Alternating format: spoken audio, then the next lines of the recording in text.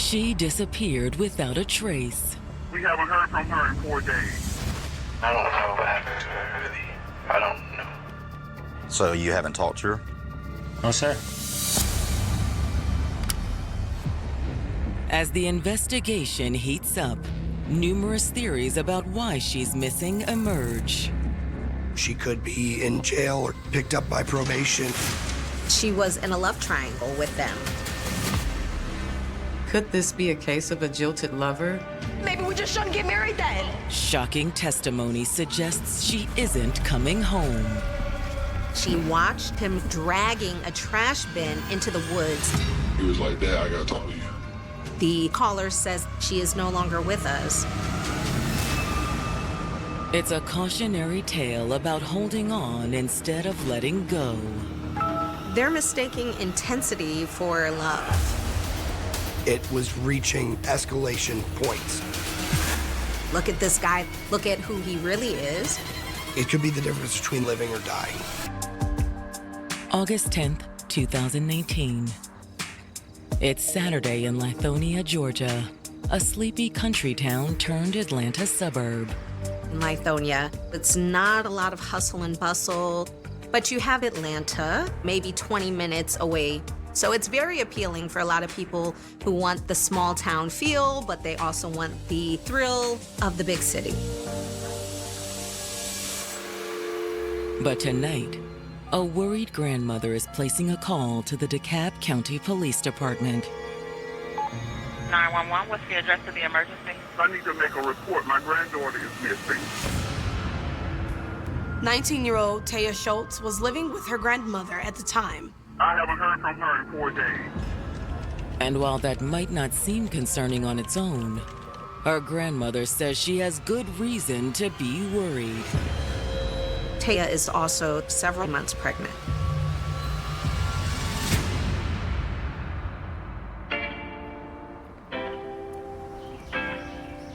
Georgia born and bred, Taya Schultz grew up in a loving home with her mother, stepfather, and younger sister. She was the best thing that had ever happened to me. I was Taya's stepdad. Although saying it now sounded kind of weird because I've never referred to myself as like stepdad. That was my kid. Bursting with energy, Taya never seemed to slow down. I always said Taya's battery kicked on and it never stopped. Her personality was bigger than the room. And Taya lived her life just full steam ahead.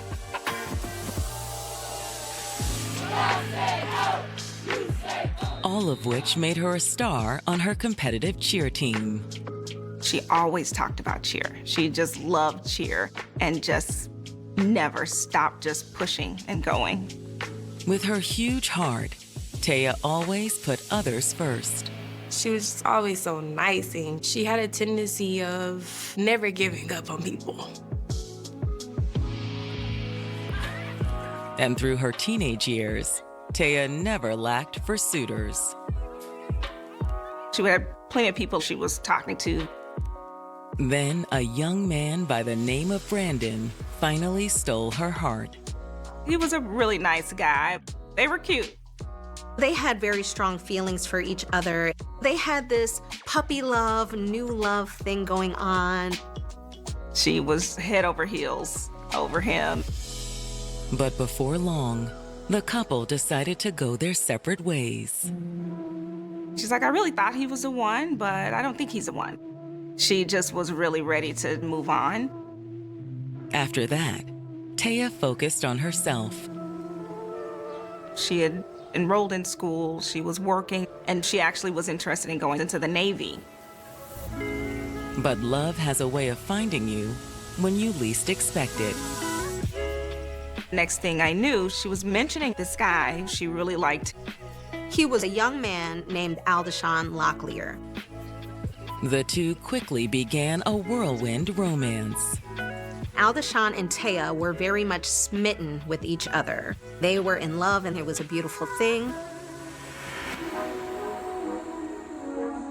And so in 2019, when Taya's family moved to Florida, she moved in with her grandmother to stay close to him. Before long, Taya made a surprising announcement. Taya announced that she was expecting. She was ecstatic. She sent me the sonogram pictures and everything, and it was just beautiful.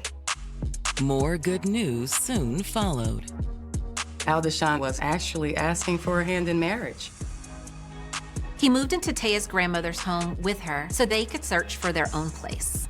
She talked about family a whole lot and creating this unit.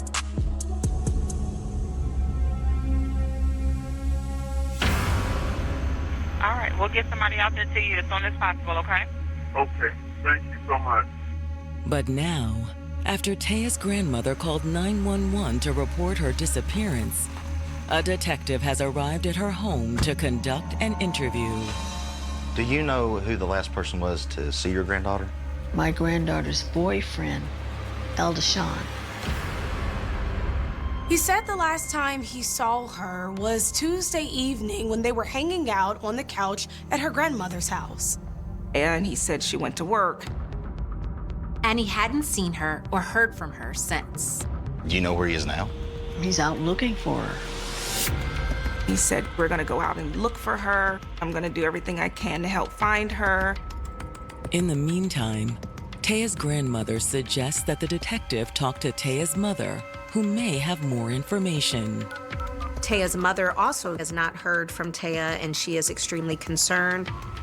Since Taya's mother resides in Florida, he reaches her via phone.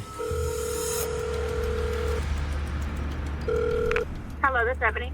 Hi, Ebony. This is Detective Stahl with the DeKalb County Police Department. How are you doing today? Hi, Detective Stein. How are you? Hey, I'm trying to touch base with you a little bit further in reference to Taya. Ebony informs the detective that her last contact with her daughter was Tuesday night. I received a text message from Taya. Her phone was broken, so this was from Aldishan's phone.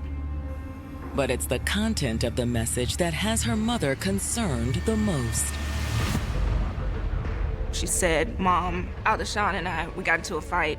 We've decided we're not gonna be together anymore. They had a big falling out, and she got up and left out of the house. That's why I cheated on you.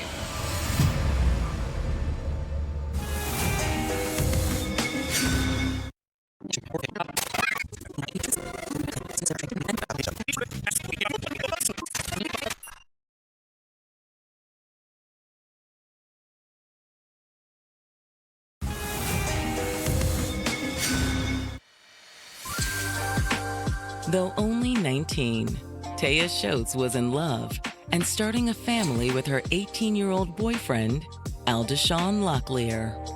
She was so excited about the marriage, and she was even more excited about having this baby.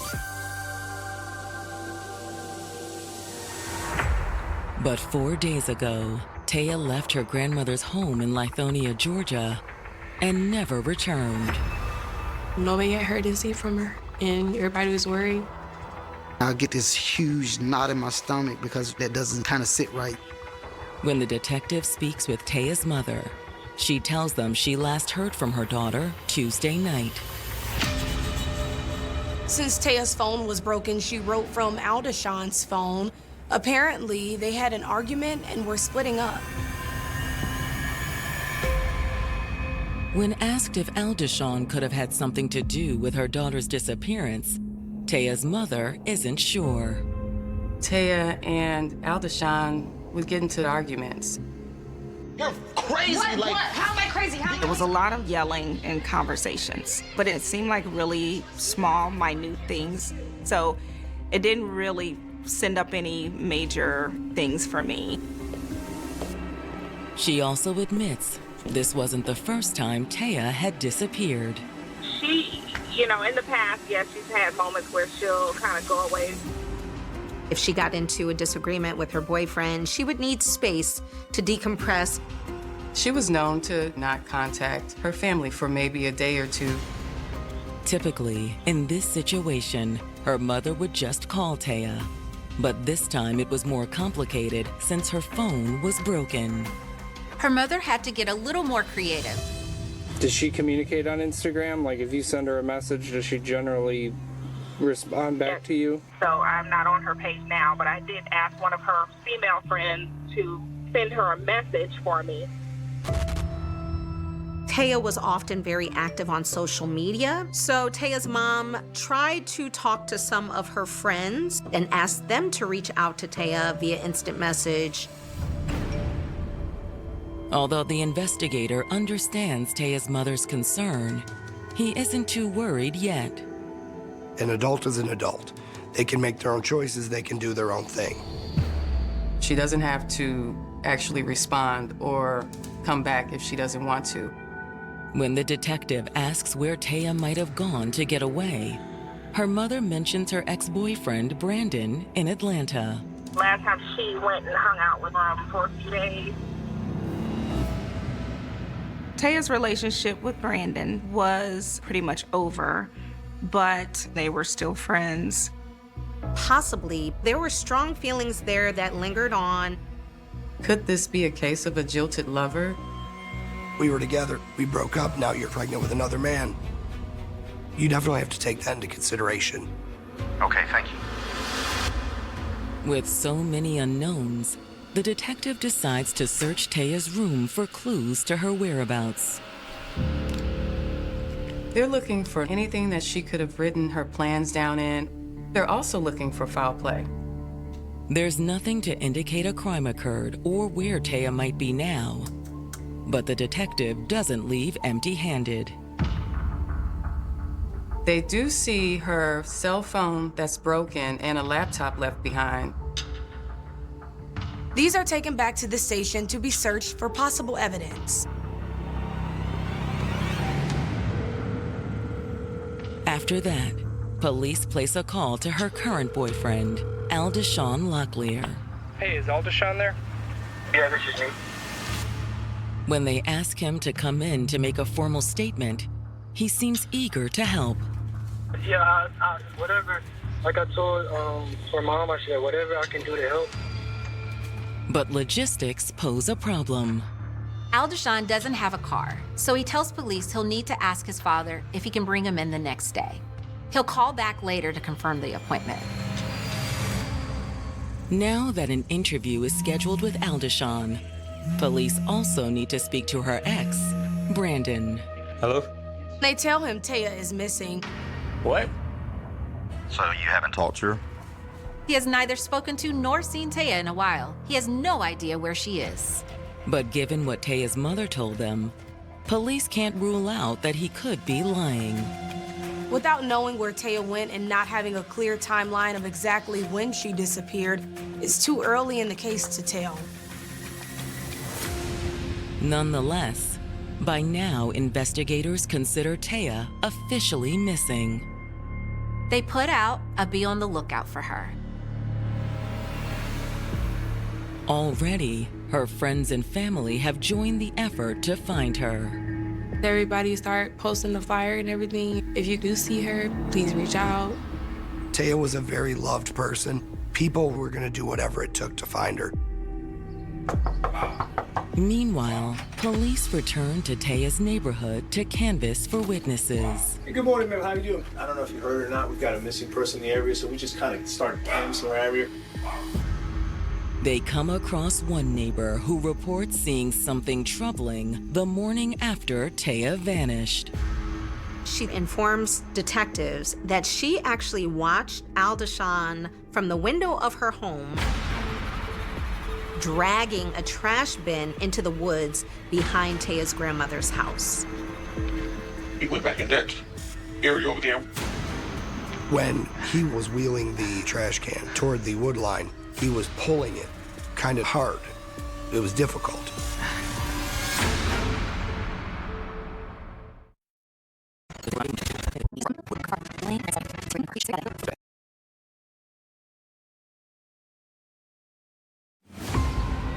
In Lithonia, Georgia, detectives investigating the disappearance of 19-year-old Taya Schultz have just learned that a neighbor witnessed her boyfriend, Aldishawn Locklear, engaging in suspicious behavior the night she disappeared. He was bringing a trash bin out into the backyard woods behind Taya's grandmother's house. He went back in that area over there. The thing that stuck out was when he was wheeling out toward the woods. He was labored in the way he was pulling, but when he came back, it was not like that. He was pulling it back up very easily. Although the neighbor admits she almost mentioned this to Taya's grandmother, something she saw the next day changed her mind. She saw Aldershon hugging Taya's grandmother on their front porch, so she thought that everything was fine. Only now she admits she wasn't the only one in the neighborhood to witness something suspicious that evening. This is just hearsay. I didn't hear it. But my neighbor said she heard screaming. I literally can't even fathom, considering marrying you anymore. She witnessed seeing my daughter outside in front of the house with Aldershon. Follow me and my grandma. They were arguing and screaming. She said, I called to see if you had heard screaming, but you were not at home. But when investigators approach the neighbor in question, she refuses to talk. The next door neighbor just wanted nothing to do with even speaking to the police. Police hope a search of the area behind Taya's grandmother's house will be more fruitful. There was a lot of foliage, a lot of woods backing up to it. It wasn't an easy area to search, and if Aldershon had deposited something behind the house, police were unable to locate it.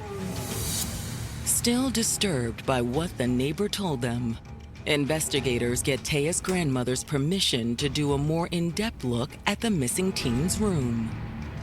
They spray the room with luminol to see if there are any traces of blood. But there was no traces of blood at all.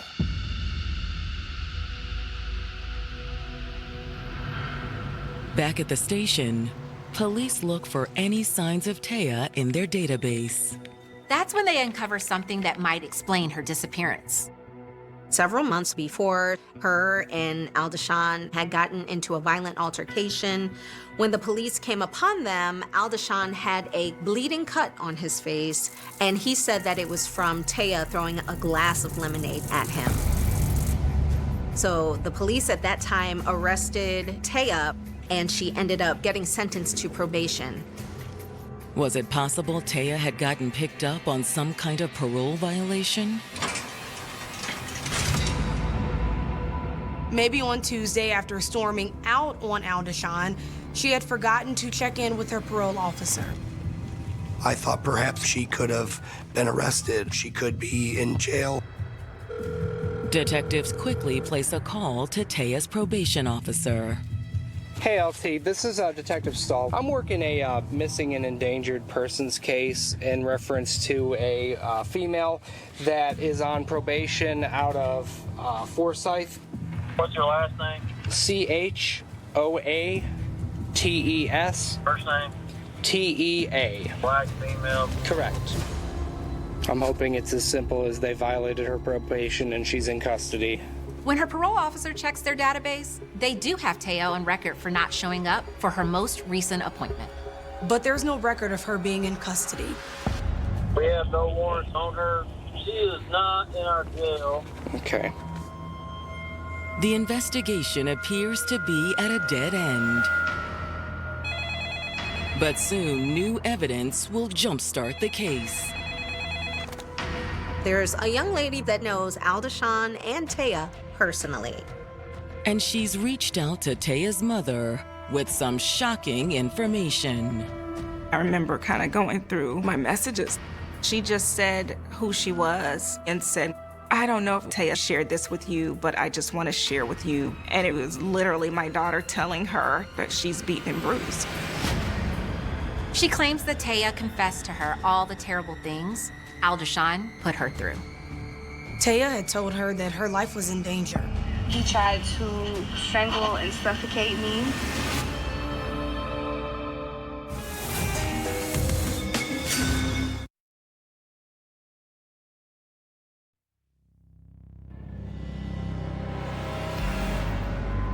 DeKalb County detectives have discovered that 19-year-old Taya Schultz had been abused by her boyfriend, Aldershon Locklear, after an acquaintance reached out to the missing teen's mother. I thanked her for sharing it so that we could have one more piece of the puzzle. But detectives need to talk to this acquaintance directly. Have a seat. So how did you know the couple? According to this woman, she had been dating Aldishan when she learned he was also dating Taya. Okay, then maybe we just shouldn't get married then. Don't follow me in my grandma's house. Apparently, Taya also found out about her at the same time. But the woman says he and Taya made up, and things between her and Aldishan ended. He said, I want a family. He chose Taya and the baby. She claims she accepted it and moved on. But then a couple months later, she received a message from Taya. She got an instant message from Taya on social media with some pretty disturbing pictures and video. In video, she talked about being abused by Aldishan. He tried to strangle and suffocate me. He tried to kill me because he thought I was gonna leave him. But even in those moments, she saw a broken little boy that she really wanted to not give up on. She had also texted her that her life and her babies were in danger. I feel like Taya reaching out was this case where, since you're familiar with our situation, maybe you could be a shoulder for me to lean on. She was saying, you know, this could have been you if I would have let him go, but I held on tighter and decided to marry him, and look what it's gotten me into. Aldishan's ex says she texted Taya back to offer help. She said she could call her if she wanted. She also encouraged Taya to tell someone about the abuse and get away from Aldishan. How did Taya respond? She didn't. Thank you for giving us that information. When police put Aldishan's name into their database, they find more to back up Taya's claims of abuse. Apparently, Aldishan had been arrested in May after Taya went to the emergency room with a knot on her head and a swollen, bloodshot eye. She told police that Aldishan had punched her in the eye after she found him texting with another female. Looking for more evidence against Aldishan, police circle back with Taya's mother. She said that she suspected the relationship had become toxic and even abusive. But it wasn't until recently that she got confirmation. She says that Taya told her she was hanging out with Aldishan and she went to the bathroom. She had said, oh, well, Mom, you know, some random people jumped me. She gave us this very intricate story about somebody trying to steal her purse. Taya's mother thought it was peculiar, though, because Taya still had her purse, her cell phone, all of her belongings. I said it to her. Something more is happening, and you're trying to protect this person. Given everything they've learned, investigators are inclined to agree with Taya's mother's assessment. Aldishan had more to do with that incident than Taya was letting on.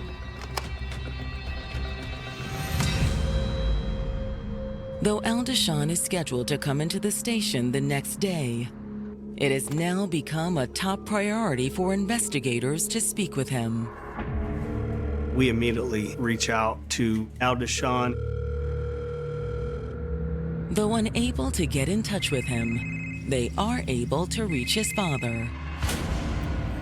They tell him they are investigating a missing persons case about his son's girlfriend.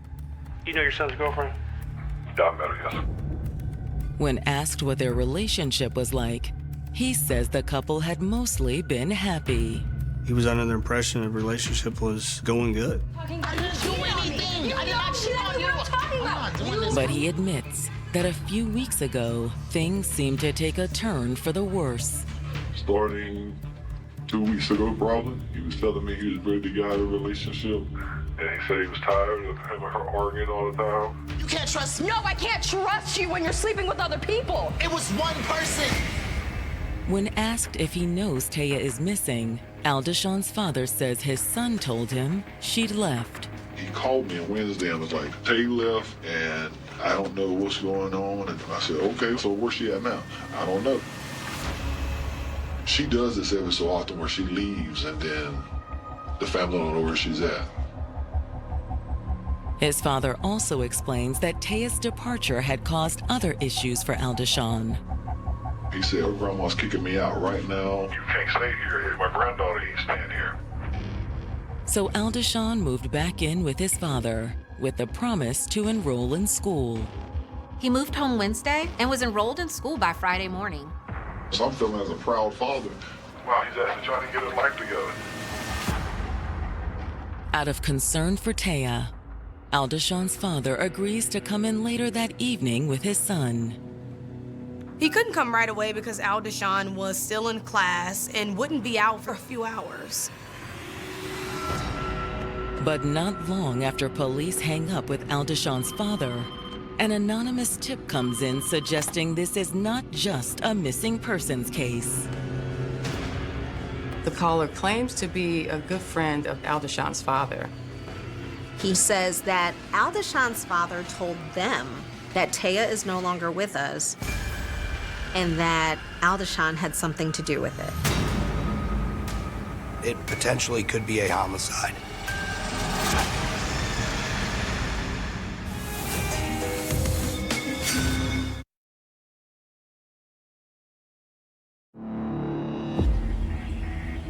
As detectives in Lithonia, Georgia wait for their suspect, Aldishan Locklear, to come into the station with his father for questioning, they get an anonymous phone tip.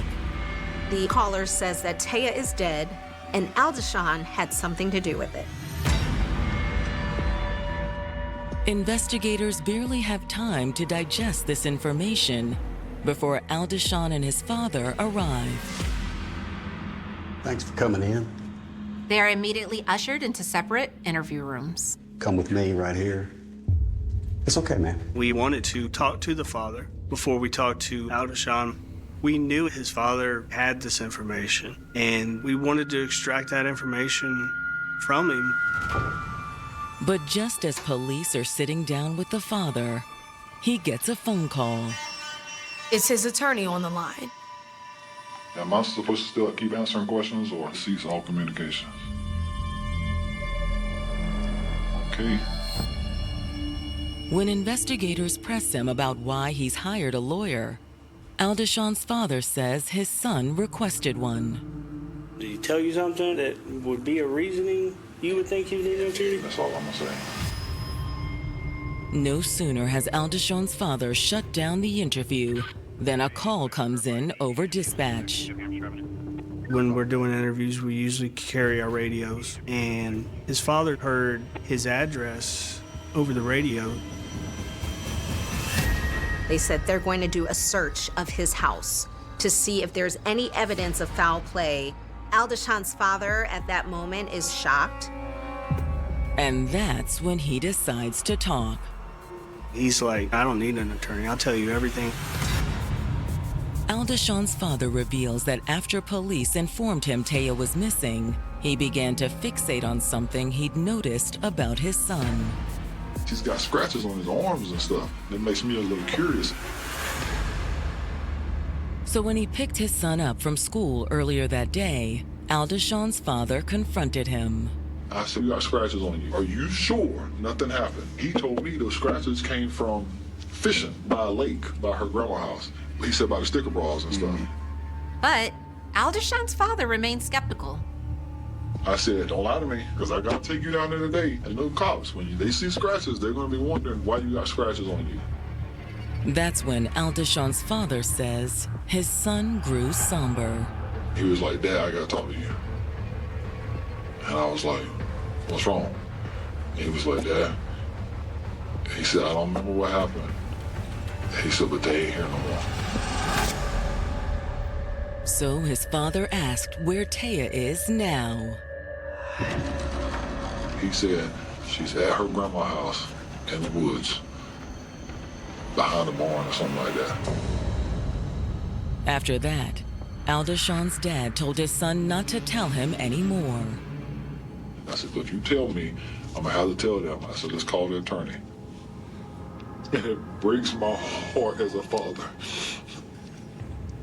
to know that he has done something like this. but he made the right decision. And he did it not only for his son, but he also did it for Taya, and I'm thankful that he did.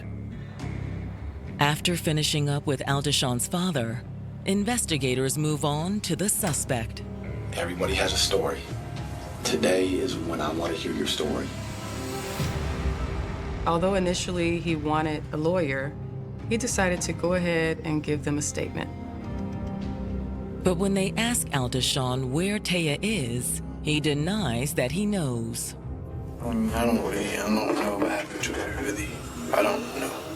We don't know. But investigators know he's lying and don't intend to let him get away with it. Take your jacket off. Stand up there. Lift your shirt up. What happened? Me and Ted got in a fight.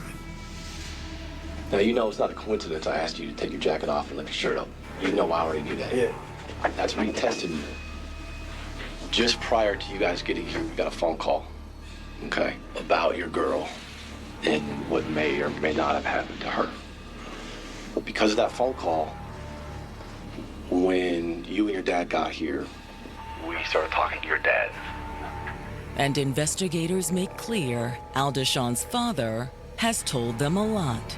Why would you tell your dad that she's no longer with us? And she's behind some barn, behind Grandmama's house, in the woods. Stop lying, dude. We ain't around. Today is the most important day of your life. And I can tell you, you're not going home. That's when the floodgates break and Aldishawn begins to confess. Me and Taya, we had got into a fight, and she was upset. She kept saying she was gonna hurt me because I was trying to leave her. You're crazy. I'm crazy? Yes, you're crazy. He describes them arguing and Taya storming out of the room. Taya, I'm sorry. Only to return with a knife. Taya, put that down. No. She kept trying to hurt me and stuff, cut me. I was pushing her off me, and I basically was trying to defend myself. Right. After that, Aldishawn says Taya left the room again, but came back seemingly ready to make up. She said she was about to kiss me. I'm so sorry. But she had bit me.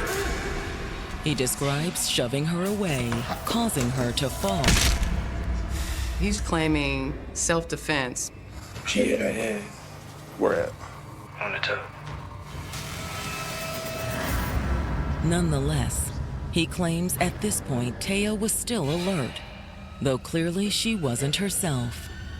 I knew something was wrong with her. Like, she started getting dizzy. Moments later, she lost consciousness. Taya, you okay? Taya. And that's when Aldishawn says he panicked. She wouldn't wake up, so I didn't know what to do. I started trying to do what they do for CPR. But it soon became clear to Aldishawn that it was already too late. She started turning different colors. So then that's when I knew she wasn't good. I knew she was gone.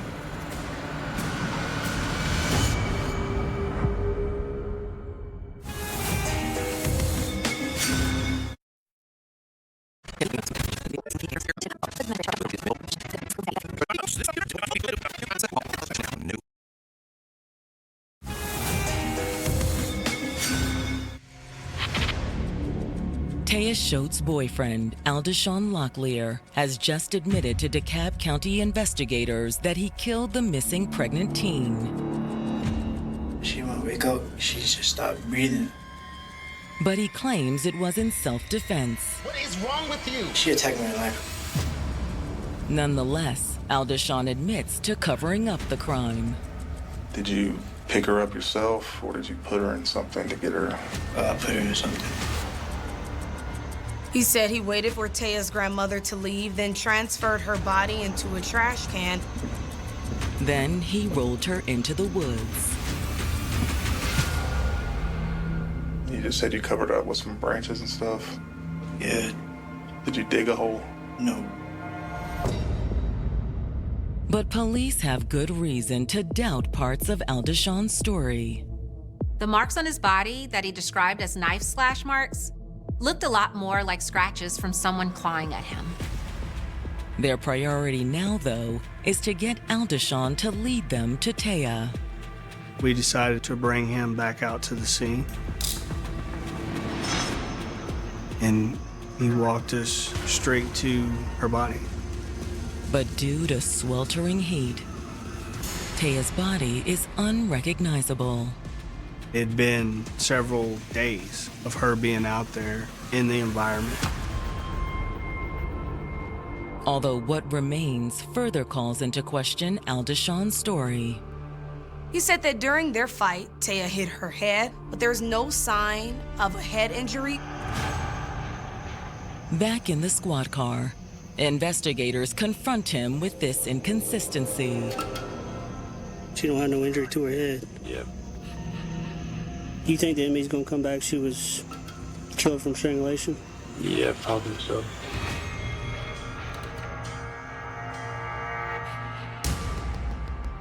Now investigators face the difficult task of informing Taya's family she's been found. I wound up just catching a flight there, and I remember one of the detectives coming in, and he said, "We found a set of remains." And I'll never forget the air getting sucked out of that room. And I could hear screams and sound around me, but it was as if I was just in this bubble. Aldishawn is charged with Taya's murder, but not with the murder of their unborn child. While there was a sonogram that indicated she had been expecting, her remains were so decomposed that they were unable to confirm if she was pregnant at the time she died. Although her family is relieved to see Taya's killer behind bars, they wish she hadn't put up with his abuse alone. Probably she wanted to kind of shield us from a lot of things that were going on between the two of them. She never gave up on people, and even when people did her wrong, she always found the good in them. Maybe she thought that she could help Aldishawn become a better man and become less violent over time. I wish I had the ability to speak with her today. I would warn her that these escalation points would get worse over and over again. At the end of the day, I don't think he cared about her. Nearly 2 years later, in May of 2022, when Aldishawn's trial finally begins, Taya's family is there to face him. It was hard sitting in the same room with Aldishawn, not only for me, but my whole family, having to experience this and having to relive it. I was very angry. In their opening statements, prosecutors portray Aldishawn as a typical perpetrator of domestic violence. He wanted her for himself. It was a control thing. It blows. You're crazy. Like, prosecutors believe that his claim that Taya attacked him was a fabrication. The autopsy suggested that this was a raged killing that led to strangulation.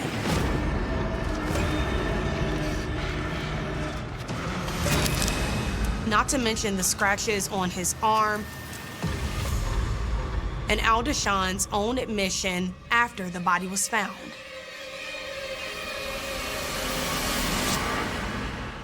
Prosecutors also play video evidence that incriminates the suspect. As well as that, he tried to... They played in court the videos that Taya had sent to Aldishawn's ex. They also showed video recovered from Taya's laptop, revealing that Aldishawn was the person responsible for jumping her, not some anonymous girls. All of which makes the jury's verdict unsurprising. They find him guilty of felony murder. When the penalty is handed down, the judge gives Aldishawn the harshest sentence under the law. They sentence him to life in prison. He'll never be out in the public to harm anybody else again.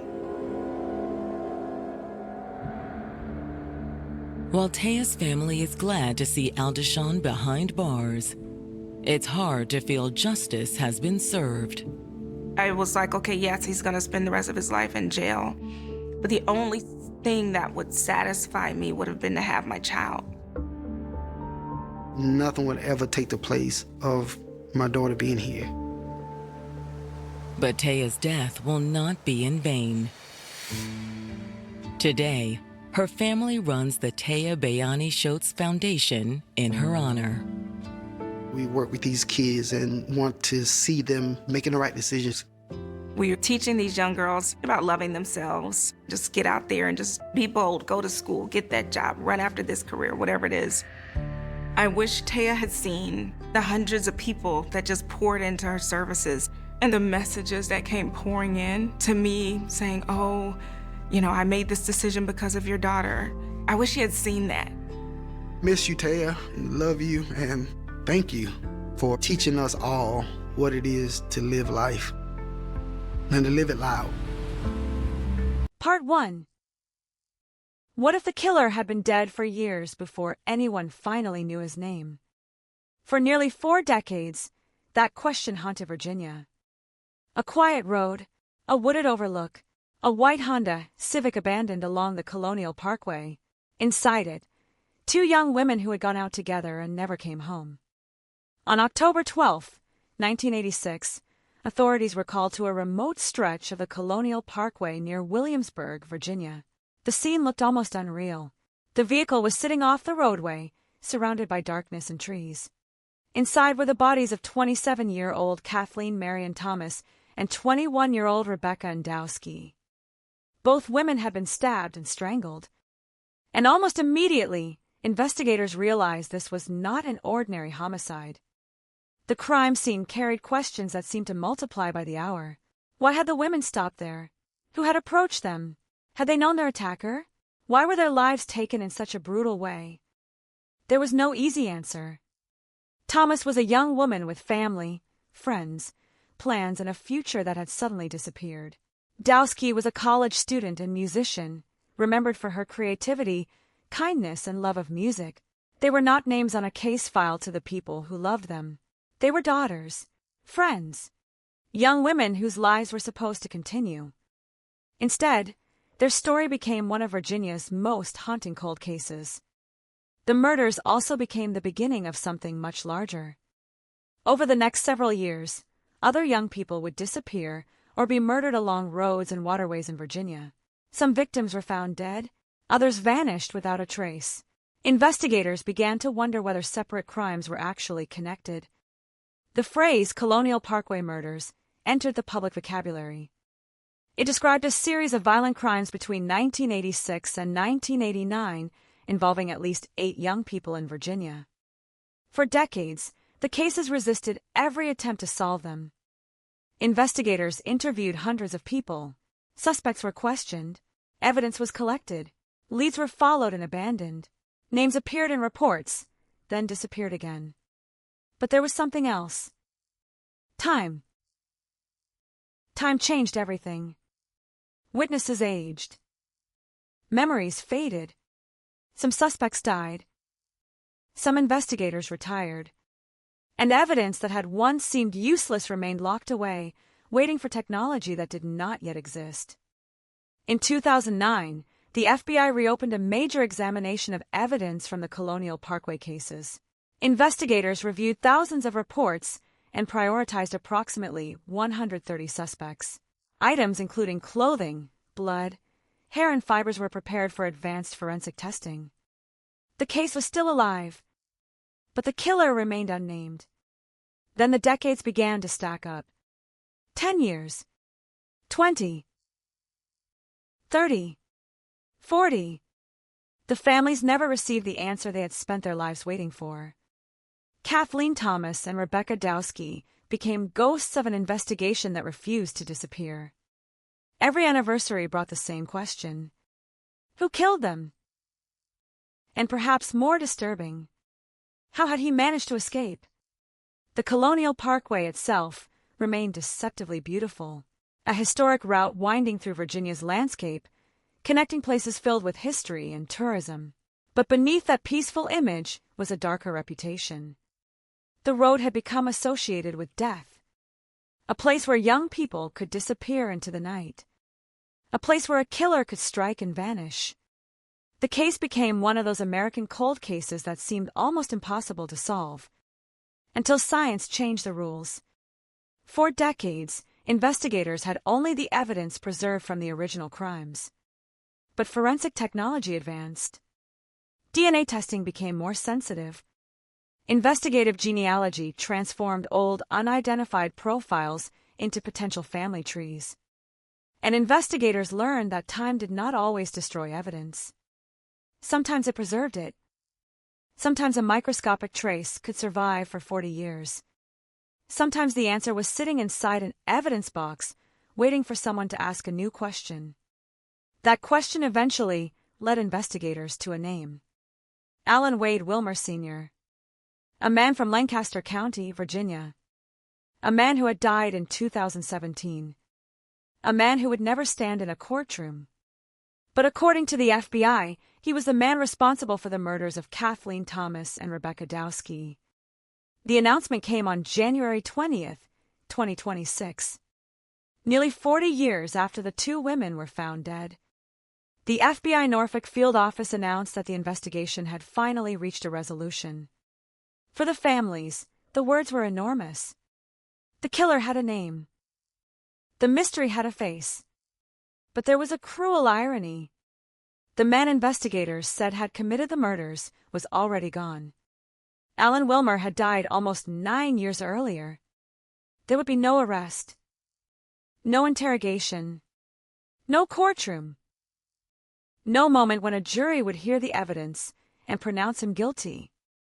Instead, there was a forensic conclusion, a name emerging from decades of uncertainty, and a question that suddenly became impossible to ignore. Who exactly was Alan Wilmer? Why had he been able to remain outside the reach of investigators for so long? And how many victims were connected to him? The answers would reach beyond the Colonial Parkway. They would lead investigators toward other murders, other disappearances, other families, other nights when young people vanished from ordinary places. The case of Kathleen Thomas and Rebecca Dowski had never really been isolated. It had always been part of a darker pattern. And 40 years later, the FBI believed they finally knew who was standing at the center of it. The man was dead. But his secrets were not. Part 2. In October 1986, Kathleen Thomas and Rebecca Dowski were young women living ordinary lives. Nothing about that October night suggested that their names would one day become permanently associated with one of Virginia's most notorious unsolved murder investigations. They were together. They were traveling in Thomas's white 1980 Honda Civic. Then they disappeared from the ordinary rhythm of life. At some point, their vehicle left the main roadway and came to rest in a wooded area along the Colonial Parkway. The location mattered. The Colonial Parkway was not simply another road. It passed through a landscape where darkness could arrive quickly, where wooded areas could hide vehicles from passing traffic, and where a person could disappear from public view within minutes. When authorities reached the Honda, they found something that immediately transformed the scene into a homicide investigation. Kathleen Thomas was dead. Rebecca Dowski was dead. Both had suffered horrific violence. The FBI's later description confirmed that both women had been stabbed and strangled. Investigators began reconstructing the final hours. Every minute mattered. Every movement mattered. Every person who might have seen the women mattered. The first challenge was obvious. There was no killer waiting at the scene. No confession. No simple explanation. The suspect had already vanished. Investigators worked through the evidence available to them. The vehicle became a silent witness. The road became another. The surrounding landscape became another. But witnesses could not tell investigators what they had not seen. The killer had chosen a location where darkness and isolation worked in his favor. And that created the first great advantage for whoever was responsible. Distance. By the time investigators arrived, the attacker was gone. The case expanded rapidly. Detectives interviewed people connected to the victims. They examined their relationships, their movements, their routines, their contacts, their final known activities, and every possible theory had to be considered. Was the attack random? Was it personal? Was someone stalking the women? Was the killer searching for victims? Or had the two women simply encountered the wrong person at the wrong place? Those questions would survive for decades. Then something happened that made the investigation even more disturbing. Other violent crimes began appearing in Virginia. In September 1987, David Lee Knobling and Robin Margaret Edwards were found dead at the Ragged Island Wildlife Refuge in Isle of Wight County. Their deaths were investigated by Virginia authorities. The circumstances were different from the Thomas and Dowse Key murders, but investigators noticed similarities. Then came another disappearance. In April 1988, Richard Keith Call and Cassandra Lee Haley disappeared. Their vehicle was found unattended near the Colonial Parkway. Clothing belonging to the victims was found inside. Their bodies were never found.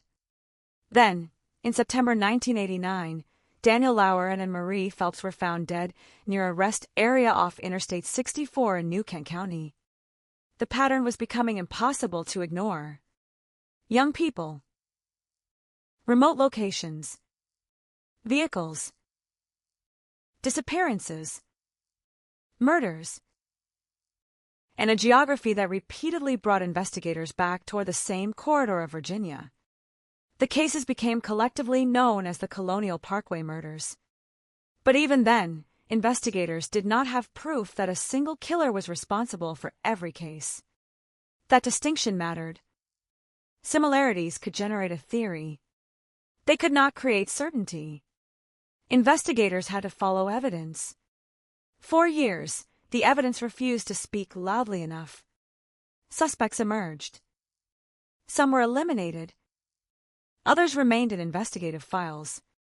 Rumors spread. Theories multiplied.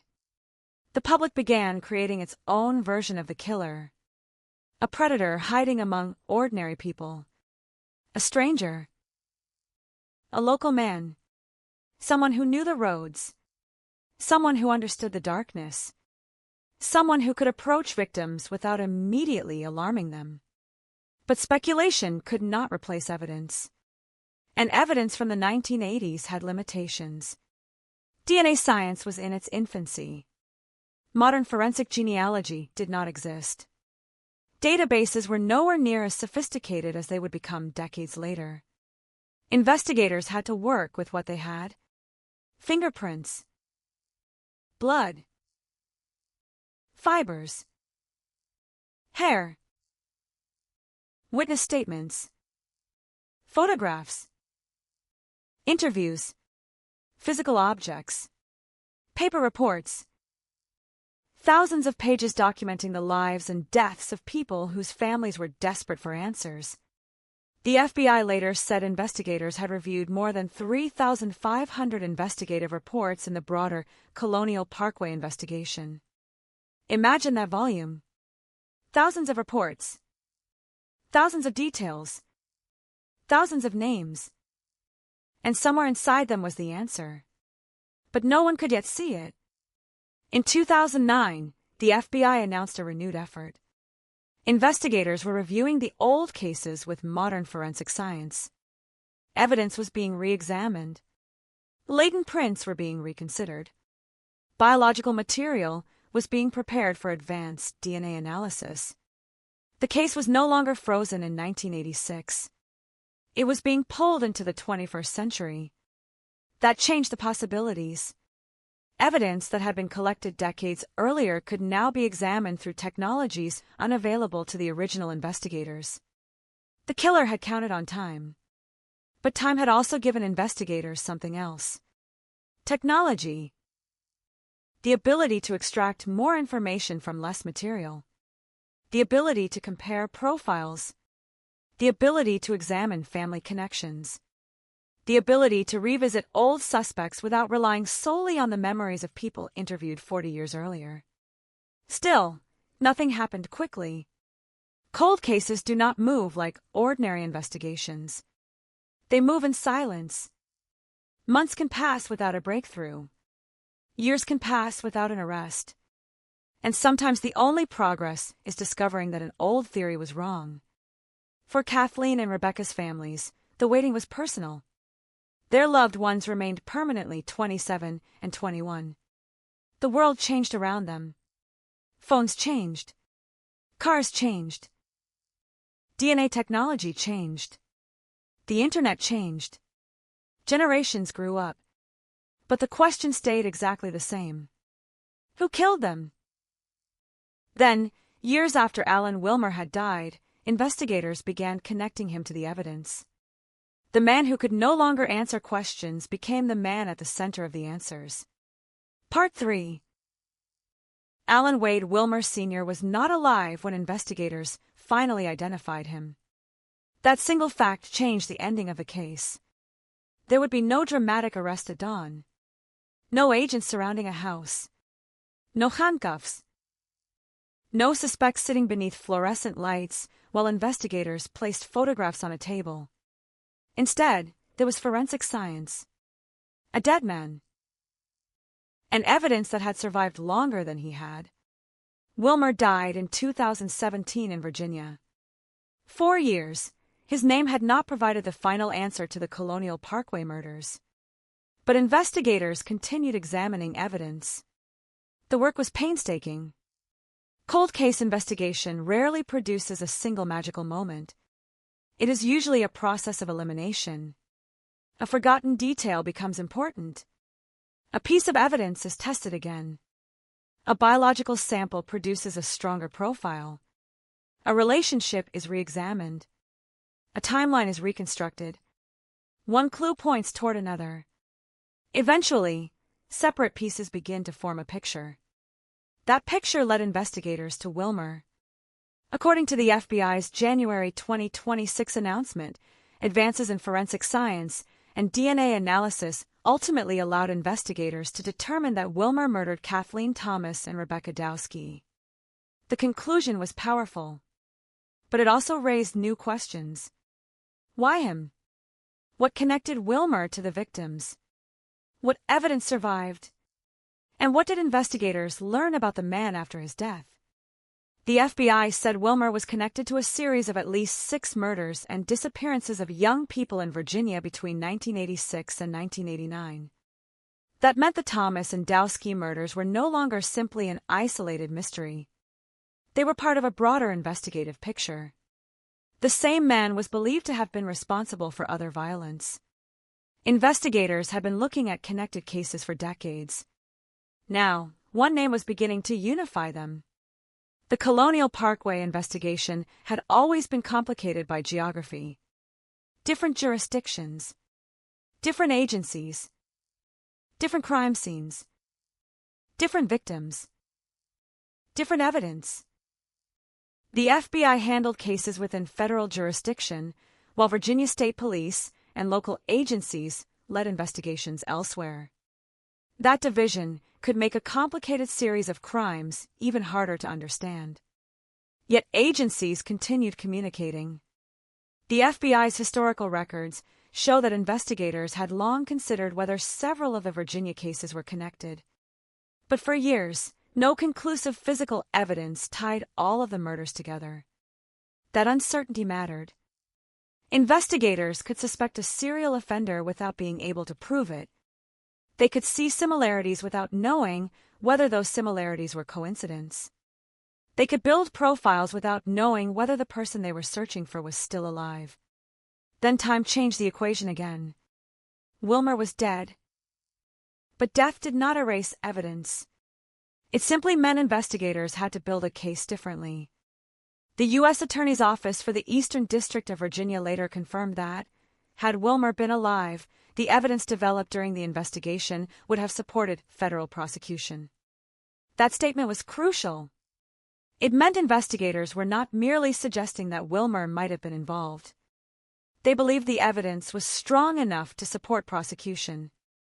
But prosecution requires a living defendant. And there would never be a trial. For the families, That created a complicated form of closure. They finally had an answer. But they would never hear the accused explain himself. They would never watch him face a judge. They would never hear a jury return a verdict. There was no final courtroom confrontation. Only the historical record. And the evidence. The Colonial Parkway murders had already become part of American true crime history long before the FBI announced Wilmer's identification. The case had everything that makes a cold case endure. Young victims. A beautiful but isolated road. Multiple disappearances. Bodies found in vehicles. Missing people whose remains were never recovered. Years of investigation. A long list of suspects. And a killer who seemed to disappear into the landscape. The public filled the gaps with theories. But investigators had to remain disciplined. A theory is not evidence. A suspect is not a conviction. And a pattern is not proof. That principle explains why the case remained unsolved for so long. Investigators could not simply choose the most suspicious person. They needed something that connected the suspect to the crime. Something that could survive scrutiny. Something physical. Something scientific. DNA changed the possibilities. Modern forensic methods could examine biological traces with a sensitivity that investigators in 1986 could only have imagined. And old evidence could be revisited. The past could be tested with the tools of the present. That is what makes cold cases so unusual. The crime never changes, but the investigation does. A piece of evidence that once seemed insignificant can become decisive decades later. A suspect who once seemed impossible to identify can suddenly become traceable. A case that seemed destined to remain unsolved can move in a matter of months. That was what happened with Wilmer. The investigation did not end because the killer confessed. It ended because science helped investigators identify him.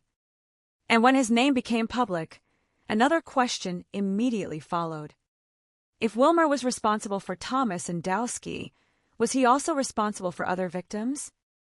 The answer, according to investigators, was yes.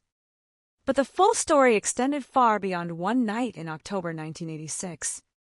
It stretched through years of violence, and every new connection made the original murders more disturbing.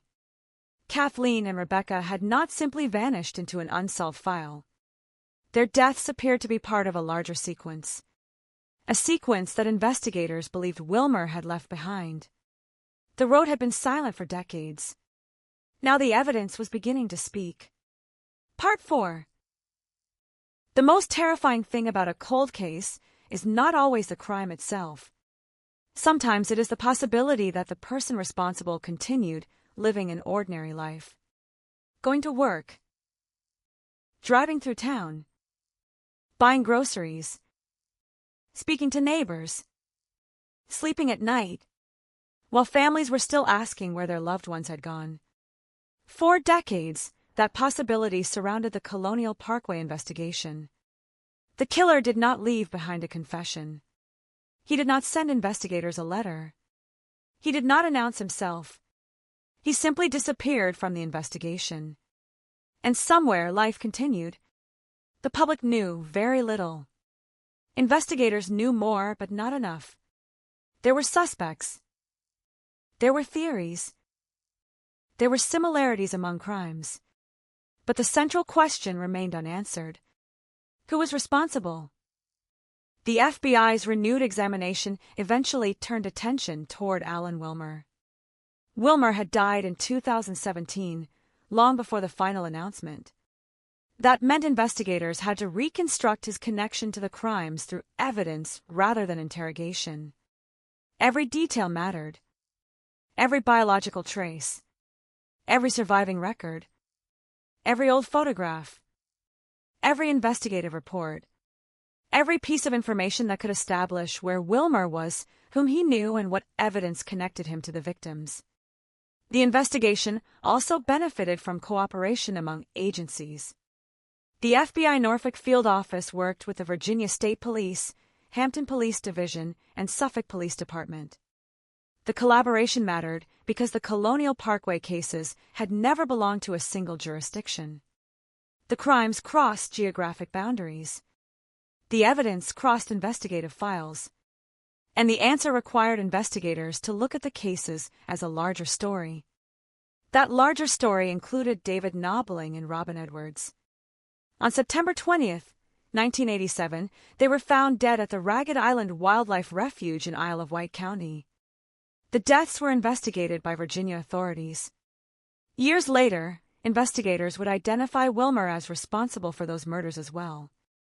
That connection was announced publicly before the final 2026 resolution of the Thomas and Dowski murders. The Virginia State Police later stated that DNA had identified Wilmer as responsible for the 1987 murders of Knobling and Edwards. Suddenly, the man identified in the Colonial Parkway investigation was no longer merely a name attached to one old crime. He was becoming the suspected center of a wider pattern. The evidence also connected him to a 1989 murder and rape involving a York County woman. The timeline was chilling. 1986, 1987, 1988.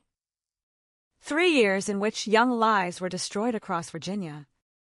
The cases were separated by months and locations. But investigators now believe the same offender was moving through them. That changed the meaning of the Colonial Parkway murders. What had once looked like a collection of separate tragedies could now be viewed through a common suspect. Yet there was still a difficult distinction. Not every case in the series had been solved. Not every disappearance had been explained. The FBI continued to pursue other unsolved cases related to the Colonial Parkway murders. That means the 2026 announcement was not the end of the entire investigation. It was the resolution of the murders of Thomas and Dowski. A major breakthrough, but not the final answer to every mystery. That distinction is essential. For years, the public had used the phrase Colonial Parkway murders to describe a group of crimes. Now investigators had identified Wilmer as responsible for specific victims. But the full scope of his activities remained an area of investigative interest. And that leaves a darker possibility. How many times had Wilmer crossed paths with victims whose names never became part of the official record? How many families might have spent decades wondering? How many missing person cases remained unresolved? Those questions cannot be answered simply because one suspect has been identified. Cold cases rarely close like doors. They open other doors. The discovery of one answer can create 10 new questions. For the families of Kathleen Thomas and Rebecca Dowski, however, one question had finally been answered. Their daughters, sisters, and friends had not been forgotten. Investigators had never completely abandoned the case. The evidence had been preserved. The files had remained. The investigation had continued across generations of law enforcement personnel. That persistence matters. Because cold cases can become invisible. They disappear from daily headlines. The detectives who originally worked them retire. The public moves on. But families do not. For them, the calendar stops at the moment of disappearance. A birthday arrives, then another. Then another. A photograph remains unchanged. A voice recording becomes precious. An empty chair becomes part of the house. And every year brings the same memory. What happened? The 2026 FBI announcement changed that equation.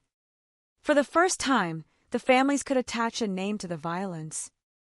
Alan Wade Wilmer Sr. The name was no longer a theory. It was the conclusion of an investigation that had lasted nearly 40 years. The FBI described the breakthrough as the product of persistent investigation and advances in forensic technology. That phrase captures the strange relationship between time and justice. Time had taken away witnesses. Time had taken away suspects. Time had taken away the possibility of prosecution. But time also brought new technology. And that technology gave investigators access to information that earlier generations could not extract. The killer had disappeared into history. The the evidence brought him back. Not physically, not alive, but as a name, as a conclusion, as a man whose death could not prevent investigators from reconstructing what they believed he had done. Part 5. For Kathleen Thomas and Rebecca Dowski, the most important part of the story was never the killer. It was the lives that existed before him. That is often what cold cases lose. The victims become photographs. Names become headlines. Dates become statistics. But before the crime, they were living people. Thomas was 27. Dowski was 21. They had families, friends, interests, plans. The FBI described Thomas as vibrant, compassionate, and intelligent, remembered for her close relationships with family and friends. Dowski was remembered as a talented musician and college student with creativity, kindness, and a love of music. Those details matter because the violence did not simply end 2 lives. It destroyed futures that had not yet happened. There were birthdays that never came, trips that never happened, songs that were never written, conversations that ended forever, and families forced to carry a question for almost 4 decades. Why? The October 1986 murders were brutal. Both women were found inside Thomas's vehicle. The FBI's archived records state that both had been stabbed and strangled. That detail became part of the enduring horror of the case. But investigators faced another problem. The scene was only one piece of a larger puzzle. The offender had to be identified. That meant understanding not only what happened inside the vehicle, but what happened before and after. Who could have approached the women? Who could have controlled the scene? Who had the opportunity? Who had a connection? And what evidence had the killer unknowingly left behind? The answers were not immediately visible. In 1986, DNA analysis was not the investigative tool it would become decades later. Modern genetic genealogy was unimaginable. Crime scene technology was advancing, but investigators were working within the limits of their era. They collected what they could. They photographed the scene. They interviewed witnesses. They built files. They pursued suspects. Then they waited. The investigation did not simply stop. It continued through the years. The FBI's 2009 review demonstrated that. Agents revisited more than 3,500 investigative reports. They reviewed approximately 130 suspects. Evidence was prepared for renewed laboratory examination. The old case was being treated as a living investigation. That effort mattered because a cold case is not necessarily a dead case. It is a case waiting for something. A new witness. A new database. A new forensic method. A new investigator. Or sometimes, a new way of looking at old evidence. The Colonial Parkway murders had all of those possibilities. The passage of time created another advantage. Investigators could examine the case without being locked into assumptions from 1986. They could ask different questions. They could reconsider old suspects. They could compare evidence with modern databases. They could use technology to test theories that had previously been impossible to test. And eventually, Wilmer's name emerged. The FBI's announcement in January 2026 was not based on rumor. It was the result of a renewed forensic investigation. Investigators determined that Wilmer had murdered Thomas and Dowski. The U.S. Attorney's Office concluded that the evidence would have supported federal prosecution if Wilmer had still been alive. That statement transformed the case from speculation into an official investigative resolution. Yet there was something profoundly unsettling about the timing. The answer came too late for a trial. Wilmer had already died. The families had waited nearly 40 years. Justice had finally reached the name of the suspected killer only after he could no longer be punished. That is the cruel mathematics of cold cases. The longer an investigation lasts, the more likely it becomes that people connected to the case will die. Witnesses, investigators, family members, suspects. Even the people who knew the truth may disappear before the truth is discovered. But the FBI continued. That persistence is what ultimately allowed the case to reach its 2026 resolution. The announcement also carried another message. Investigators were not claiming that every Colonial Parkway mystery had been solved. The FBI specifically said that other unsolved cases related to the Colonial Parkway murders remained under active investigation. That means the story remains unfinished. Richard Call and Cassandra Haley were still missing. Other victims remained part of the larger history. The name Alan Wilmer may answer some questions. It does not automatically answer all of them. And that is where the mystery becomes even more disturbing. If one man could remain unidentified for nearly 40 years, what else could still be hidden in the evidence? What other clues remain unread? What other connections have not yet been recognized? The answer may exist inside another box, another photograph, another biological sample, another investigative report. Perhaps the technology of tomorrow will solve a mystery that today still seems impossible. That is what happened with Thomas and Dowski. The evidence survived. The investigation survived. And eventually, the truth emerged. Part 6. There is a particular kind of silence that surrounds a cold case. It is not the silence of forgetting. It is the silence of waiting. For the Colonial Parkway investigation, that silence lasted nearly 40 years. People moved away. Families changed. Investigators retired. The original crime scene changed with time. But the case remained. The FBI continued to maintain investigative interest. Virginia authorities continued working related cases, and the evidence remained available for future examination. That persistence became critical, because in modern cold case investigations, the question is often not whether evidence exists. The question is whether technology can finally interpret it. DNA has transformed that process. Evidence collected decades ago can now produce information that investigators could not extract when the crime occurred. A tiny biological trace can become a profile. A profile can become a lead. A lead can become a suspect. And a suspect can become the center of an investigation. In the Colonial Parkway case, investigators used advances in forensic science and DNA analysis to identify Alan Wilmer.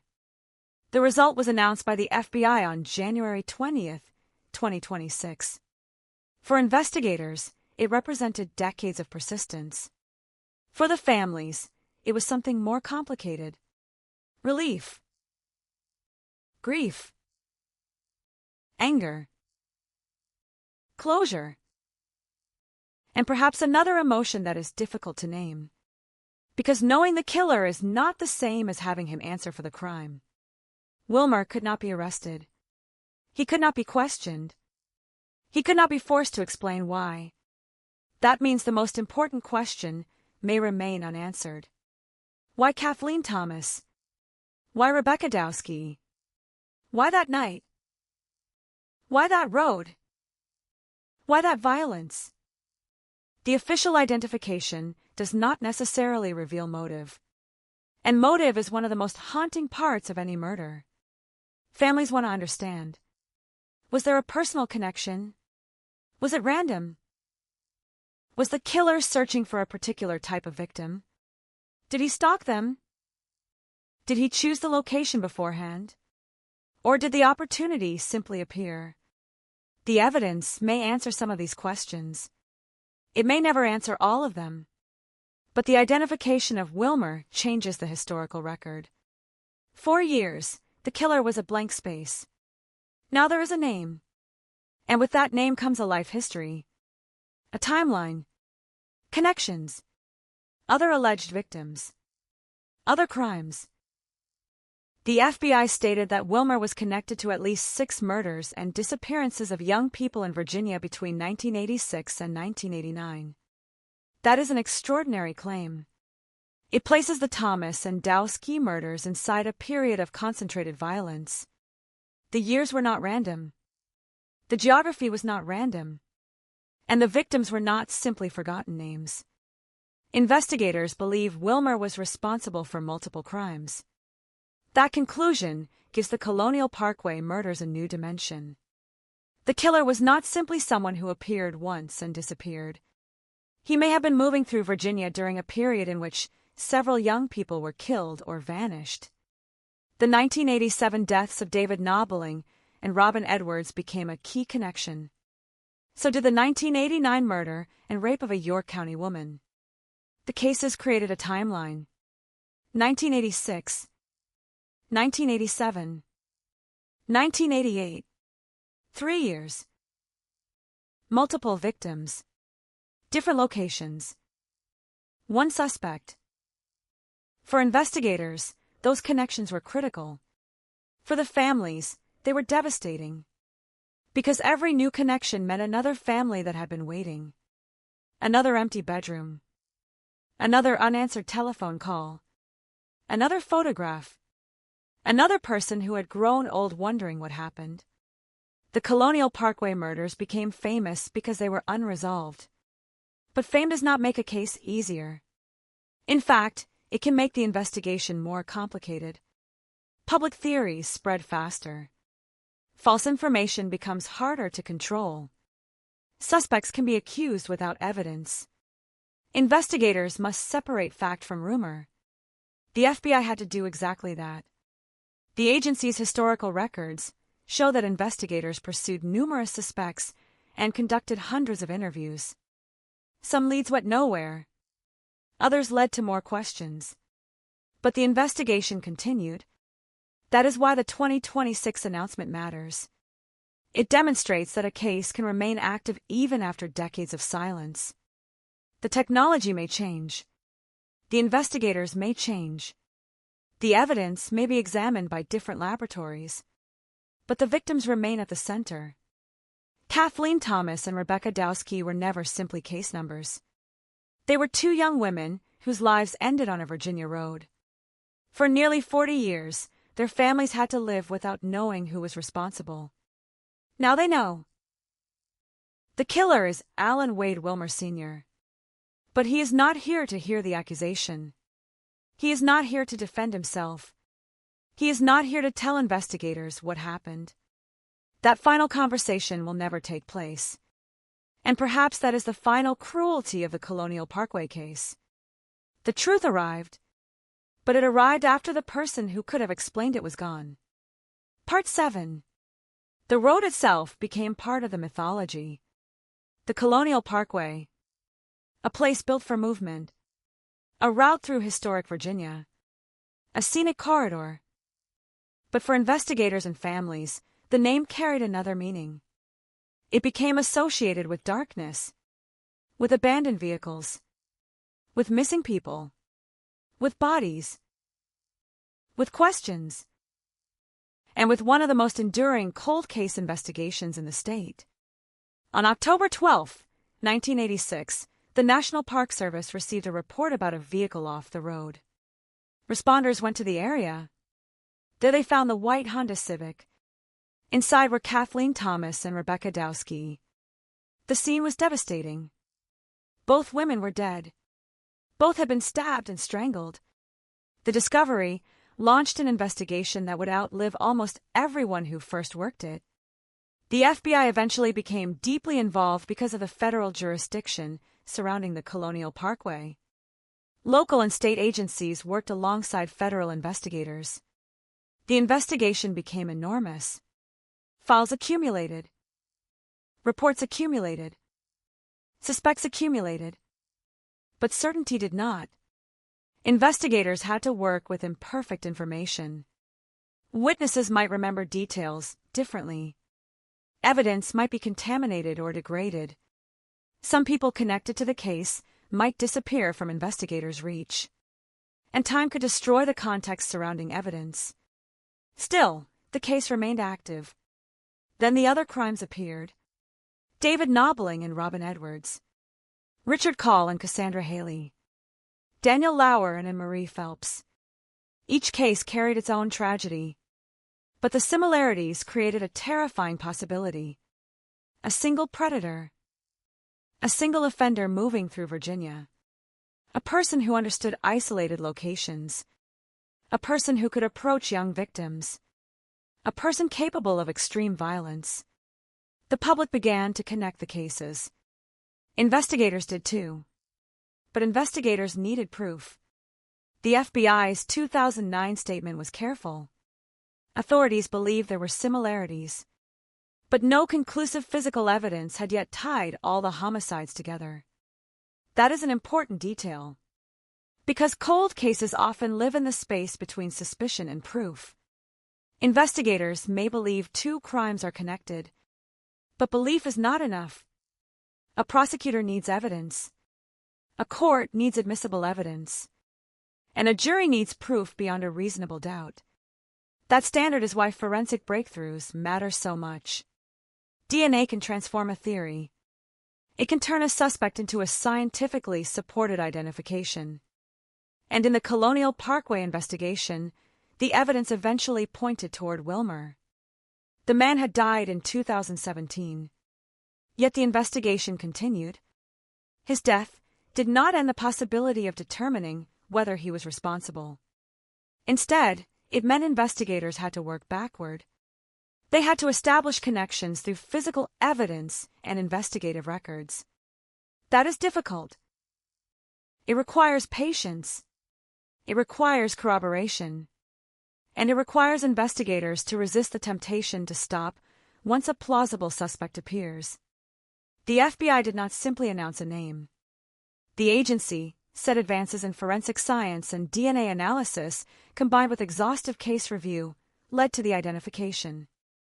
That wording reveals the nature of the breakthrough. It was not one clue. It was a chain. Science. Records. Investigative work. Collaboration. Time. All of it converged. And eventually, Wilmer emerged. The announcement created headlines across Virginia. After decades, the Colonial Parkway case had a resolution. But the word resolution has limits. It does not bring back the victims. It does not erase the grief. It does not answer every question. And it does not automatically solve every crime connected to the series. The FBI made clear that other related unsolved cases remained under investigation. That means the Colonial Parkway story is not completely closed. The name of one man does not erase the names of those still missing. Richard Call and Cassandra Haley were never found. Their vehicle was found. Their clothing was found. But their bodies were not. For their families, the uncertainty remains profound. What happened to them? Where were they taken? Were they killed? Where are their remains? Was Wilmer responsible? Those are questions that investigators may continue pursuing. The same is true for other victims whose cases remain unresolved. The identification of Wilmer may provide a roadmap. It may help investigators understand behavior. It may reveal patterns. It may help explain why certain locations were chosen. It may provide new leads. But until evidence answers those questions, uncertainty remains. That is the difference between solving a murder and solving a series. Kathleen and Rebecca now have an identified killer. Others may still be waiting. And that is why the case remains haunting. The FBI did not simply uncover an old name. It reopened a chapter of Virginia history that had never truly closed. Part 8. For nearly 40 years, the Colonial Parkway murders existed in the imagination of the public as an unsolved mystery. But behind the headlines was an enormous amount of investigative work. Hundreds of interviews. Thousands of reports. Evidence collected and preserved. Suspects identified and questioned. The case never simply disappeared. It evolved. In 2009, the FBI publicly acknowledged that the investigation remained active. Agents reviewed more than 3,500 investigative reports. They examined a list of approximately 130 suspects. Evidence was sent for additional forensic examination. That included clothing, blood, hair and fiber evidence. The purpose was simple: find something that had been invisible before. Modern science often succeeds by seeing more than earlier science could see. A stain becomes a DNA profile. A partial print becomes a comparison. A family connection becomes a lead. An old photograph becomes evidence of a timeline. The past becomes measurable. That is what happened in the Colonial Parkway investigation. The investigation moved into a new era. The old assumptions were no longer enough.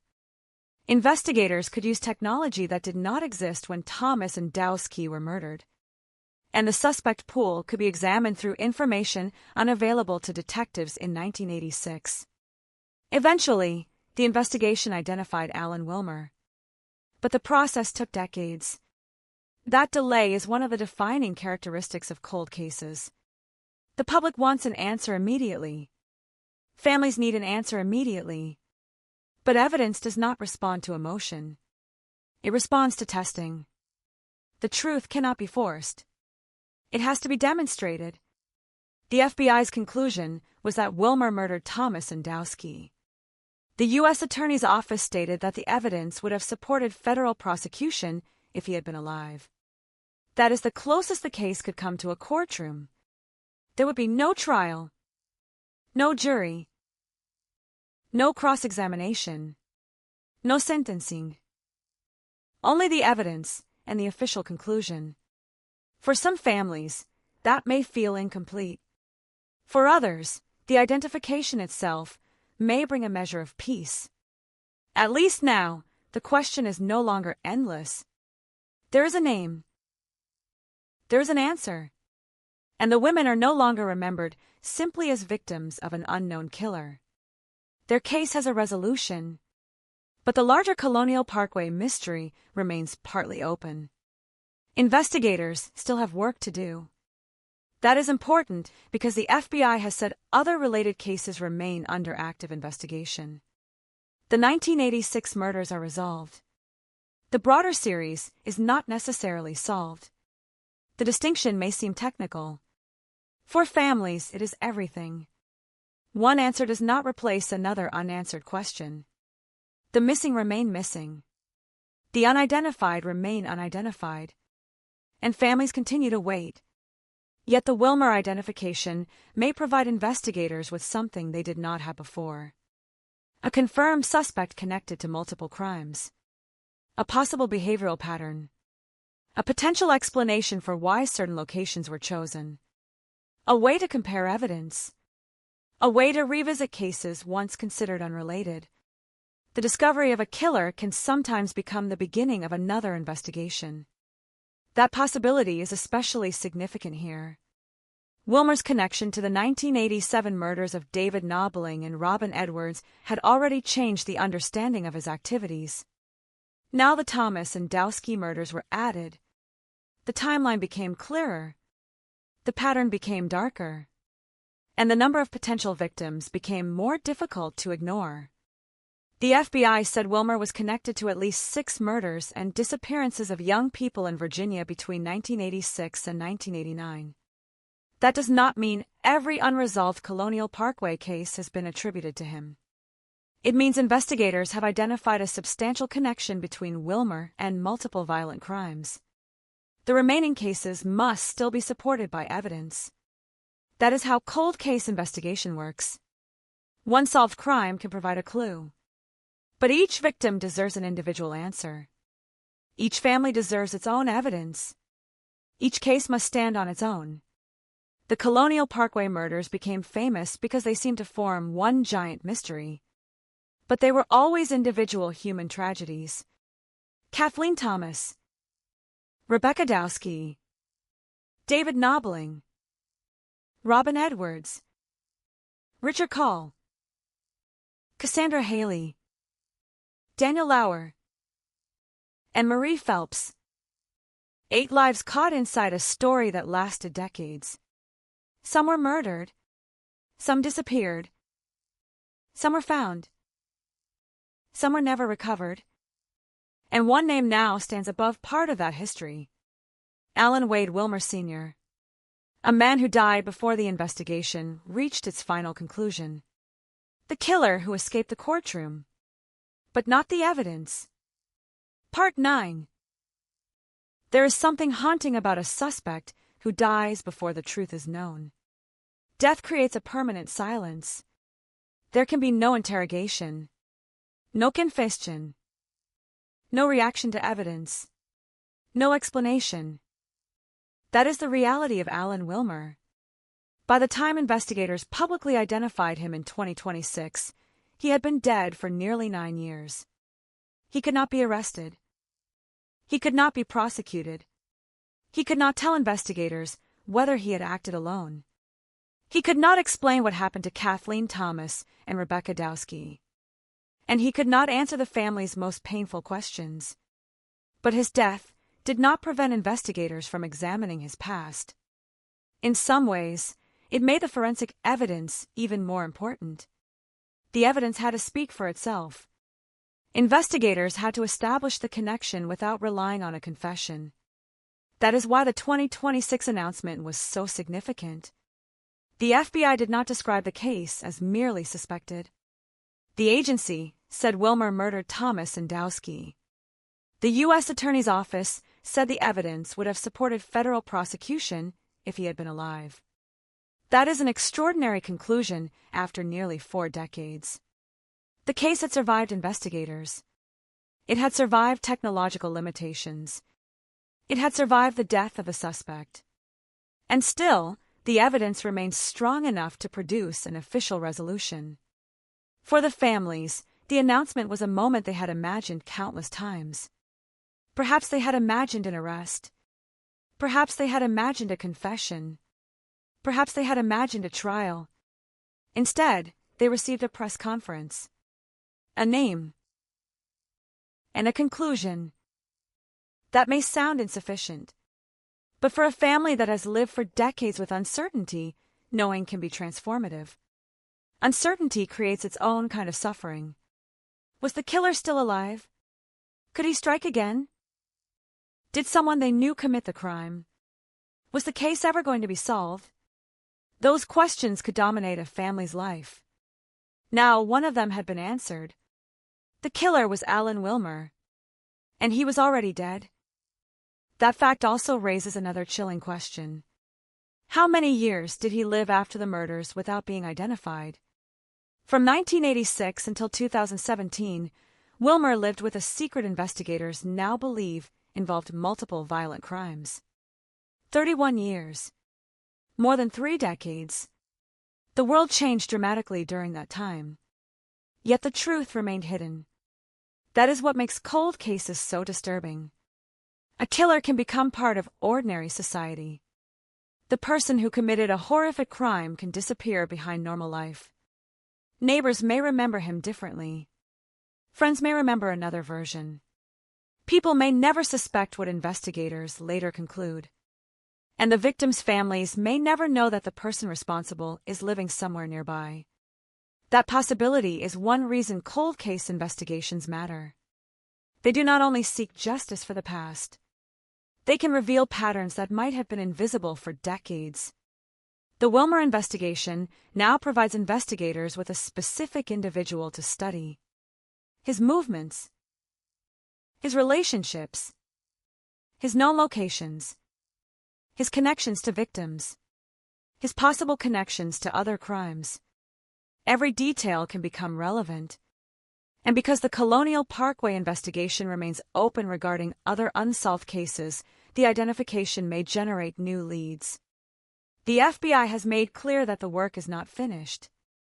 That statement is significant. The agency did not declare that every mystery associated with the Colonial Parkway murders had been solved. Instead, investigators continue pursuing unresolved cases. The story, therefore, ends in an unusual place. One major answer has arrived, but uncertainty remains. Kathleen and Rebecca have an identified killer. Others may still have none. That creates a strange imbalance. The same investigation can contain both resolution and mystery. For some families, the door has finally closed. For others, it remains open. And the question of whether Wilmer was responsible for additional crimes may continue to drive investigators. There is no guarantee that every mystery will be solved. Cold cases do not promise endings. But the Thomas and Dowski investigation demonstrates something important. 40 years is not necessarily too long. Evidence can survive. Technology can advance. Investigators can return. And a case that once seemed impossible can suddenly change. That is the legacy of the Colonial Parkway murders.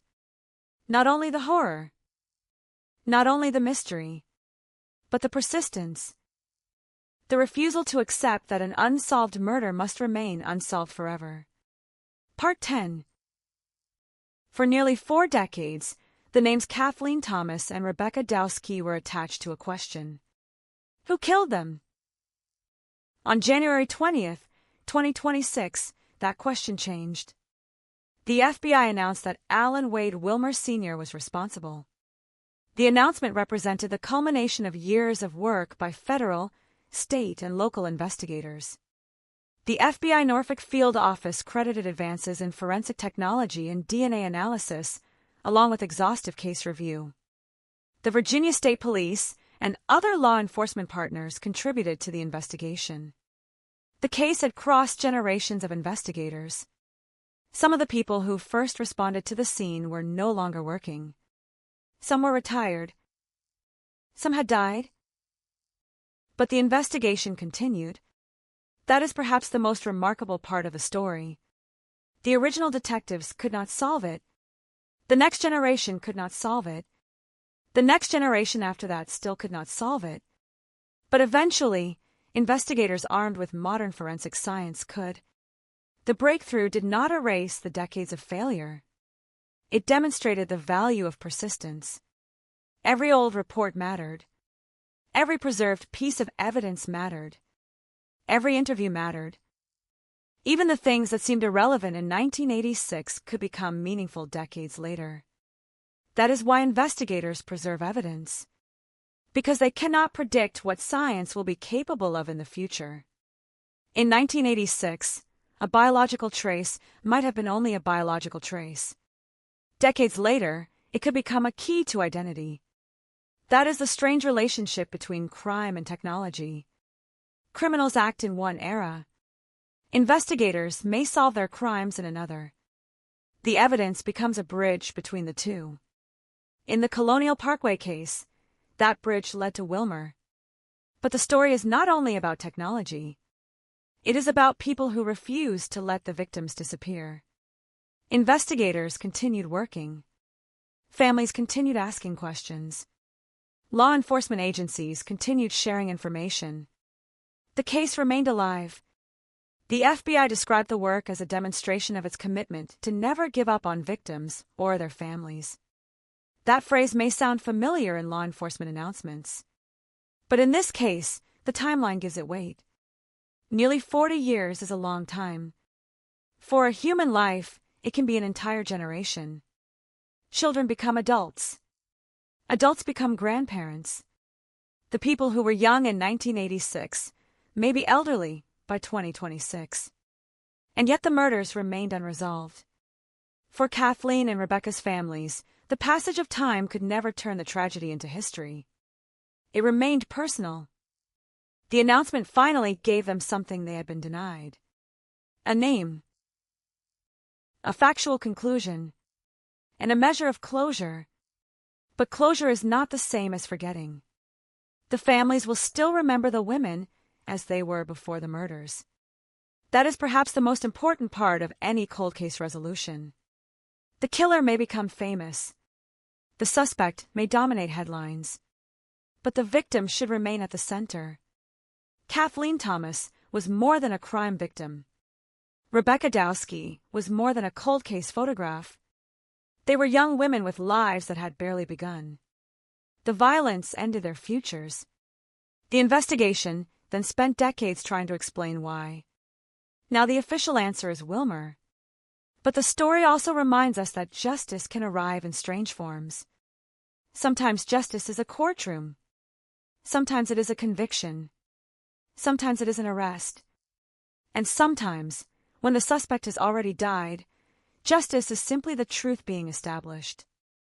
There is no dramatic ending, no prison sentence, no final interrogation, just a fact placed into the historical record. Alan Wade Wilmer Sr. was identified as the killer. The FBI believes the evidence would have supported prosecution. And the families finally know. That matters. Because for decades, the Colonial Parkway was a symbol of uncertainty. A road where a young couple could disappear. A place where a murderer could leave a vehicle and vanish. A case where every theory seemed to collapse. Now the road carries another meaning. It is also a place where investigators refused to stop looking. Where evidence survived. Where technology caught up with a crime committed in another century. Where a name finally emerged from the darkness. But the road still holds unanswered questions. Other victims. Other disappearances. Other families. The FBI has said the work continues. So the story cannot honestly be described as completely finished. One chapter has ended. Others remain open. And somewhere inside those remaining files may be another answer waiting for the right technology, the right investigator, or the right piece of evidence. That is the unsettling lesson of the Colonial Parkway case. Time does not always bury the truth. Sometimes it only delays it. Part 11. 40 years is long enough for a crime to become legend. Long enough for witnesses to forget. Long enough for investigators to retire. Long enough for suspects to die. Long enough for families to wonder whether the truth will ever come. But 40 years was not long enough to erase Kathleen Thomas and Rebecca Dowski. Their names survived. Their photographs survived. Their case file survived. And most importantly, the evidence survived. On January 20th, 2026, the FBI finally put a name to the man investigators said was responsible for their deaths. Alan Wade Wilmer Sr. The man had been dead since 2017. He would never hear the announcement. He would never see the evidence. He would never answer the questions. But his death did not erase what investigators had discovered. According to the FBI, forensic breakthroughs and exhaustive investigative work established Wilmer as the person responsible for the 1986 murders. Had he been alive, federal prosecutors said the evidence would have supported prosecution. That is the final irony. The killer escaped justice in the conventional sense. But he did not escape identification. For decades, he existed in the space occupied by unknown suspects. A shadow. A possibility. A name investigators did not yet know. Then science changed the picture. The same evidence that could not speak clearly in 1986 could speak in 2026. That is why cold cases remain alive. Because evidence has no expiration date simply because investigators cannot immediately interpret it. Sometimes the answer waits. It waits inside a laboratory. Inside an evidence locker. Inside an old report. Inside a database. Inside a family tree. And sometimes it waits for an investigator willing to look again. Kathleen Thomas and Rebecca Dowski waited nearly 40 years. Their families waited. Investigators waited. Virginia waited. And finally, the answer came. But it did not come cleanly. There was no confession. No trial. No sentence. No final confrontation. There was only the truth as established by the investigation. Wilmer was responsible. And that answer carries another weight because investigators believe he was connected to other murders and disappearances. The Colonial Parkway investigation now includes a man who investigators believe was responsible for a broader series of violent crimes in Virginia between 1986 and 1989. David Knobling, Robin Edwards, Kathleen Thomas, Rebecca Dowski, and other victims whose cases remain part of the larger investigation. The connections are disturbing, but investigators remain cautious. Not every unsolved case can simply be assigned to Wilmer. Each must be examined individually. Each victim deserves evidence. Each family deserves certainty. And that work continues. That is why the Colonial Parkway murders should not be remembered merely as a solved mystery. They should be remembered as a reminder of what happens when a case refuses to die. A murder can become a cold case. A cold case can become forgotten by the public. But it can remain alive inside an evidence locker. Inside a family. Inside an investigator's mind. Until one day, something changes. A new test. A new database. A new technique. A new connection. And suddenly, a case that seemed frozen in the past moves again. For Kathleen Thomas and Rebecca Dowski, that moment arrived 4 decades later. The Colonial Parkway is still there. The trees are still there. The road is still there. The landscape has changed with time, but the memory remains. In October 1986, 2 young women traveled together. They did not know that their journey would end in murder. They did not know their names would become nationally known. They did not know investigators would spend decades searching for the person who killed them. And they certainly did not know that the answer would arrive after the suspected killer himself was gone. But the answer came. Not because the mystery solved itself. Not because the killer confessed. Not because a witness suddenly remembered everything. It came because investigators kept looking. Because evidence was preserved. Because technology advanced. Because agencies worked together. Because the families never stopped caring. And because somewhere inside nearly 40 years of uncertainty was a truth that had never disappeared. The truth was waiting. Now the names of Kathleen Thomas and Rebecca Dowski can be spoken alongside an answer. Their deaths were not forgotten. Their case was not abandoned. And the man investigators identified as their killer can no longer hide behind anonymity. Alan Wade Wilmer Sr. is dead. The mystery surrounding his identity is not. It has been answered. But the road still carries unanswered stories. Other victims. Other families. Other files. Other questions. And perhaps somewhere in Virginia, another evidence box is waiting. Waiting for the next investigator. Waiting for the next technology. Waiting for another 40-year silence to finally break. Because the darkest lesson of the Colonial Parkway murders is also the most hopeful. A case can grow cold. Evidence can grow old. A suspect can disappear. But the truth can remain. And sometimes, after decades of darkness, it finally speaks. Part 12. The announcement should have been the end. After nearly 40 years, investigators had finally identified the man responsible for the murders of Kathleen Thomas and Rebecca Dowski. But cold cases rarely end with a single name. They expand. The moment investigators identify one suspect, every unresolved detail surrounding that suspect becomes more important. Where was he? Who did he know? Where did he travel? What other victims crossed his path? And perhaps most importantly, what else did he leave behind? Alan Wade Wilmer Sr. could no longer answer those questions. His death in 2017 had closed the door to interrogation. But it did not close the investigative record. Every surviving piece of information about Wilmer could now be examined through a different lens. Investigators were no longer searching blindly for an unknown killer. They had a specific individual, a timeline, a forensic connection, and a series of crimes that investigators believed could be connected to him. That changes an investigation completely.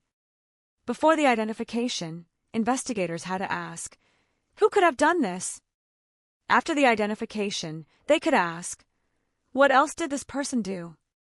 That second question can be even more dangerous. Because a killer may leave behind more victims than investigators ever knew existed. The Colonial Parkway investigation had always carried that possibility. 8 young people became associated with the series. Some were murdered. Some disappeared. Some bodies were never recovered.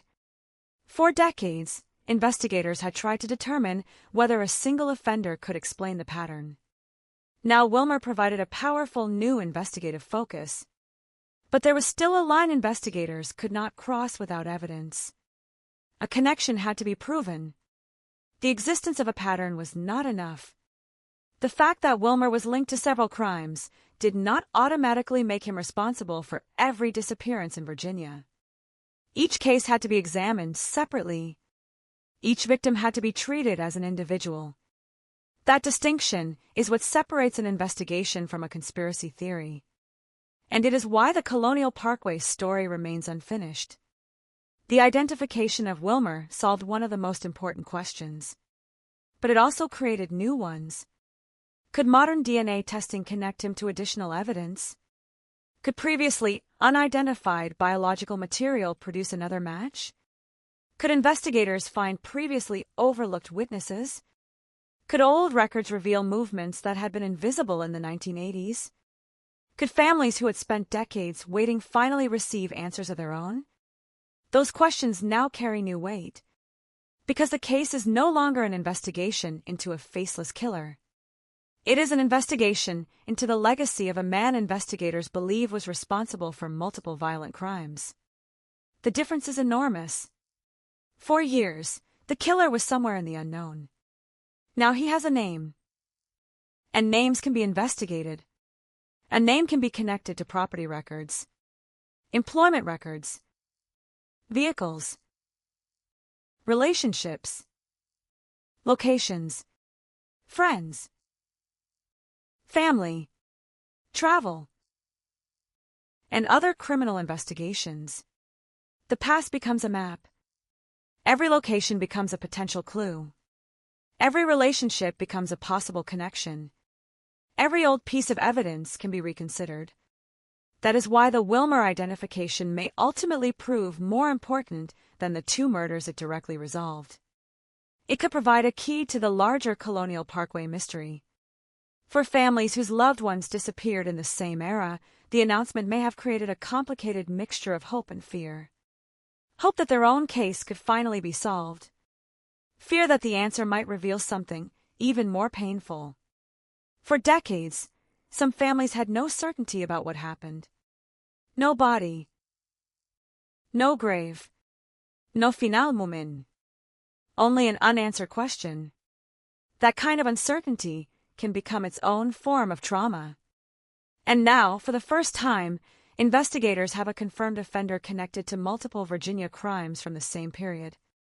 The implications are obvious, but investigators must still follow the evidence. The Colonial Parkway murders became famous because of the mystery. The next stage of the investigation must be driven by something stronger. Proof. That means laboratories, records, DNA, forensic comparisons, timelines, and patient reconstruction. It may take years, or another breakthrough could arrive suddenly. That is the strange rhythm of cold cases. Decades of silence can be followed by a single piece of evidence that changes everything. A case can remain dormant for 40 years.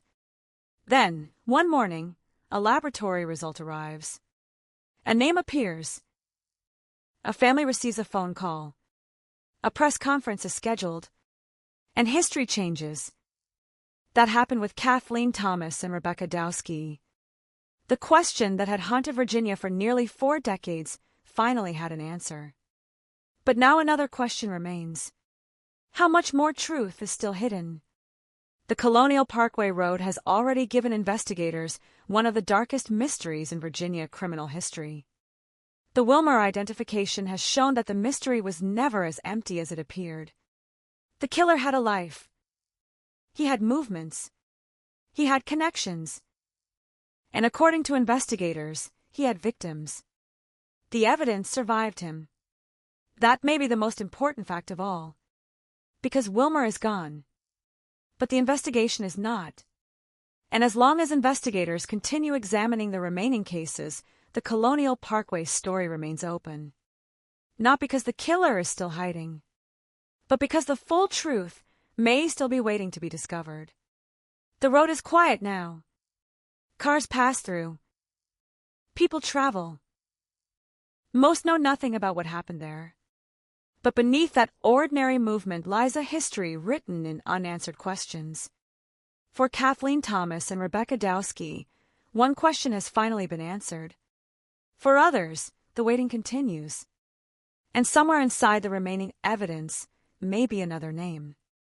Another victim. Another family. Another 40-year mystery waiting for the moment when science finally catches up with the past. Part 13.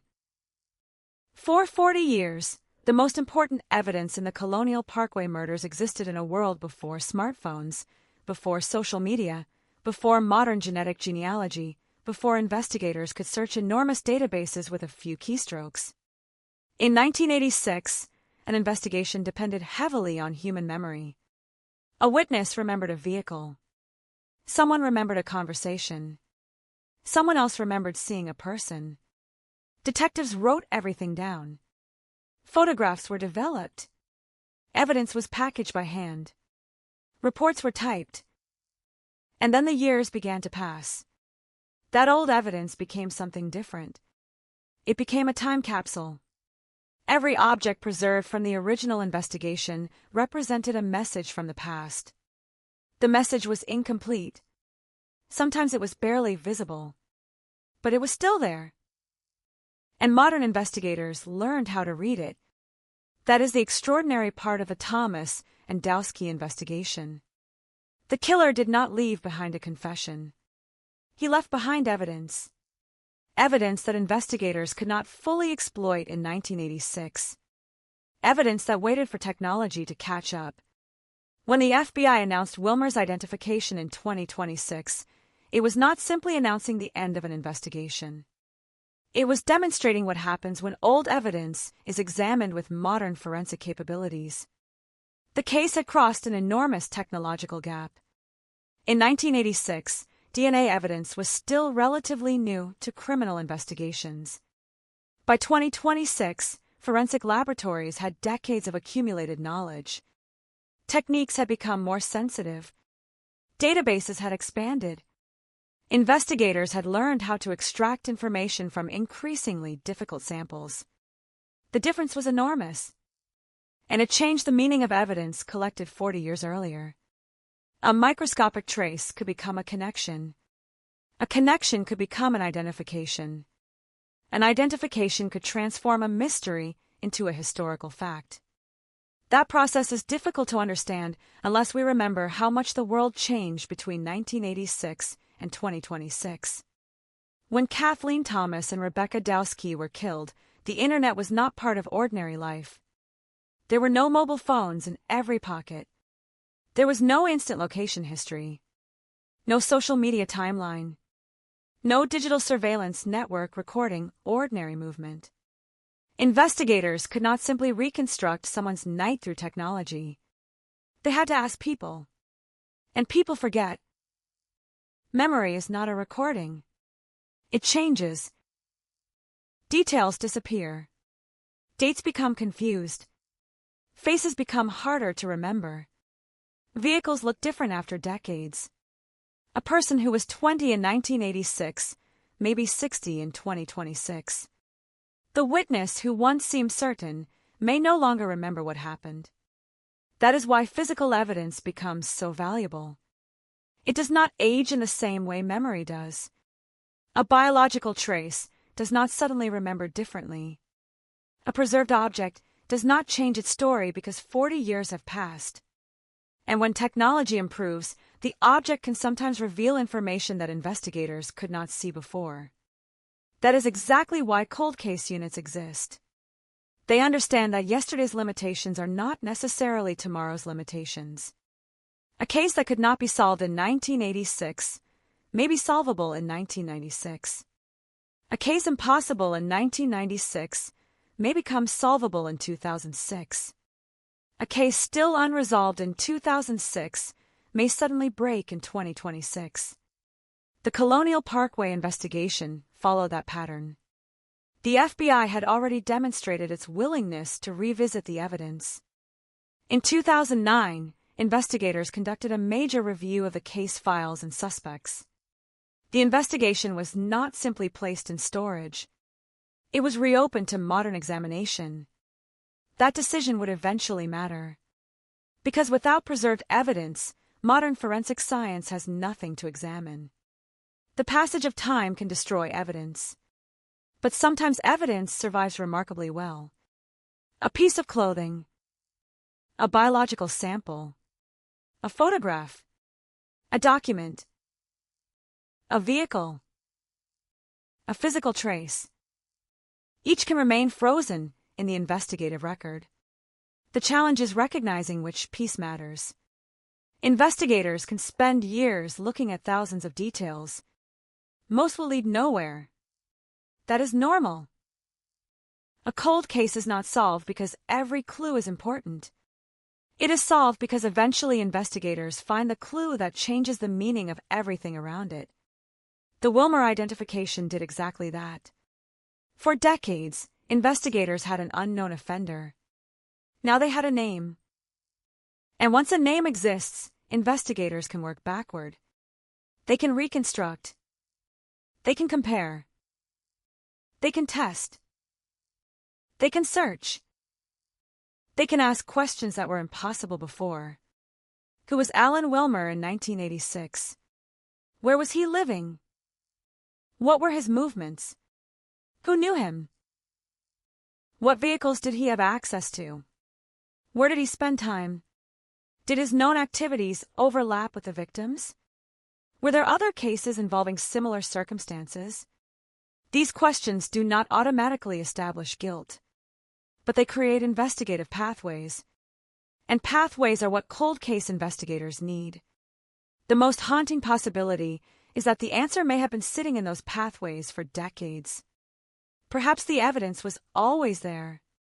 Perhaps the investigators simply lacked the technology to interpret it. That is a tragedy of many cold cases.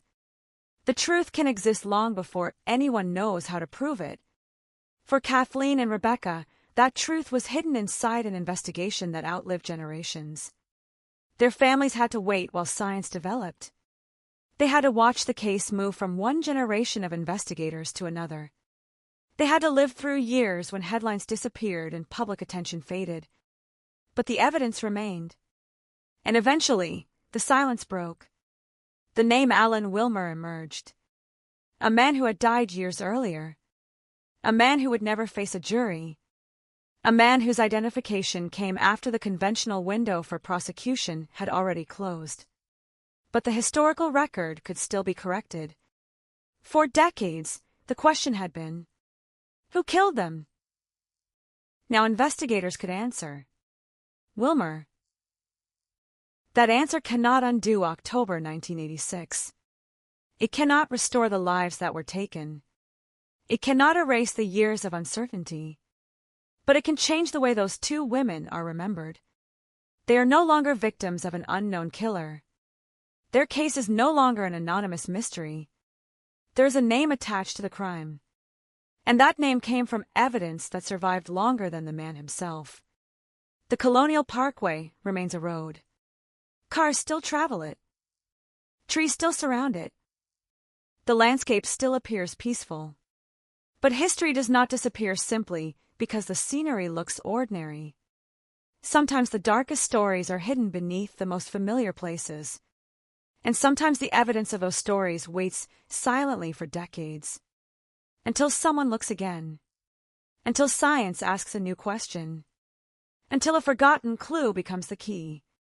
And until a 40-year-old mystery finally gives up the name it has been hiding. Part 14. The name had finally been spoken. Alan Wade Wilmer Sr. For decades, investigators had chased an unknown man through a maze of evidence, rumors, memories, and unanswered questions. Now the unknown had a name. But a name does not automatically explain a crime. It does not tell a family why their daughter was chosen. It does not reveal what happened during the final minutes of a victim's life. And it does not tell investigators everything that happened before or after the murder. That is the problem facing the Colonial Parkway investigation, even after its most extraordinary breakthrough. The FBI announced on January 20th, 2026, that Wilmer was responsible for the 1986 murders of Kathleen Thomas and Rebecca Dowski. Investigators said the conclusion came from persistent investigation, advances in forensic technology and DNA analysis, and an exhaustive review of the old case. Wilmer, who lived in Lancaster County, had died in 2017. The announcement closed one enormous question. But it did not close every question. In fact, it immediately made some questions more important. What exactly did Wilmer know about the Colonial Parkway? How did investigators finally connect him to Thomas and Dowski? What other evidence might still exist? And what can the identification tell investigators about the other victims? Those questions matter because the Colonial Parkway murders were never simply one crime. The FBI describes a series of violent crimes in Virginia between 1986 and 1989 that resulted in the murders and disappearances of at least 8 young people. Wilmer has now been connected to at least 6 murders and disappearances during that period. That statement changes the scale of the story. It is no longer just the mystery of one abandoned vehicle on a Virginia road. It is the possible story of an offender moving through a region while multiple families were experiencing the same nightmare. A loved one leaves. A phone stops ringing. A vehicle is discovered. Searchers begin looking. Then comes the terrible possibility that the missing person is not coming home. That pattern creates a different kind of fear. Because a random tragedy feels isolated, a pattern feels organized.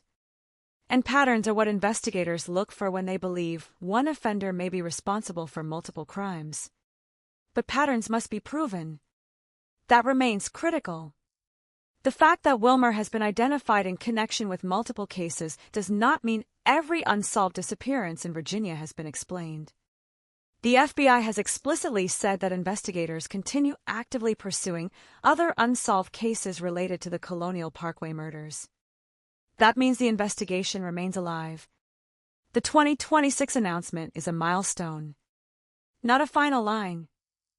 For the families of Thomas and Dowski, the milestone is enormous. For investigators, it may become a new starting point. Because once a suspect is identified, investigators can revisit evidence with a new question. Did this evidence connect only Wilmer to the Thomas and Dowski murders? Or does it connect him to other victims?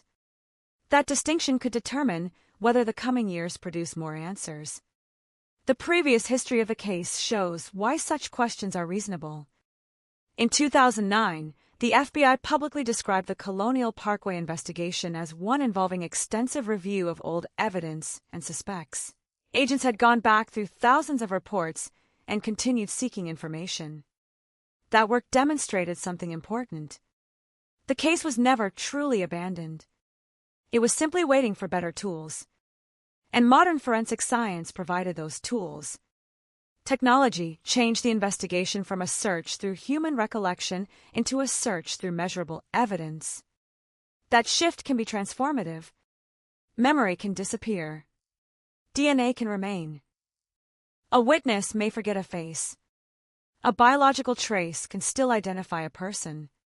A detective's notes can survive retirement. A laboratory result can survive generations.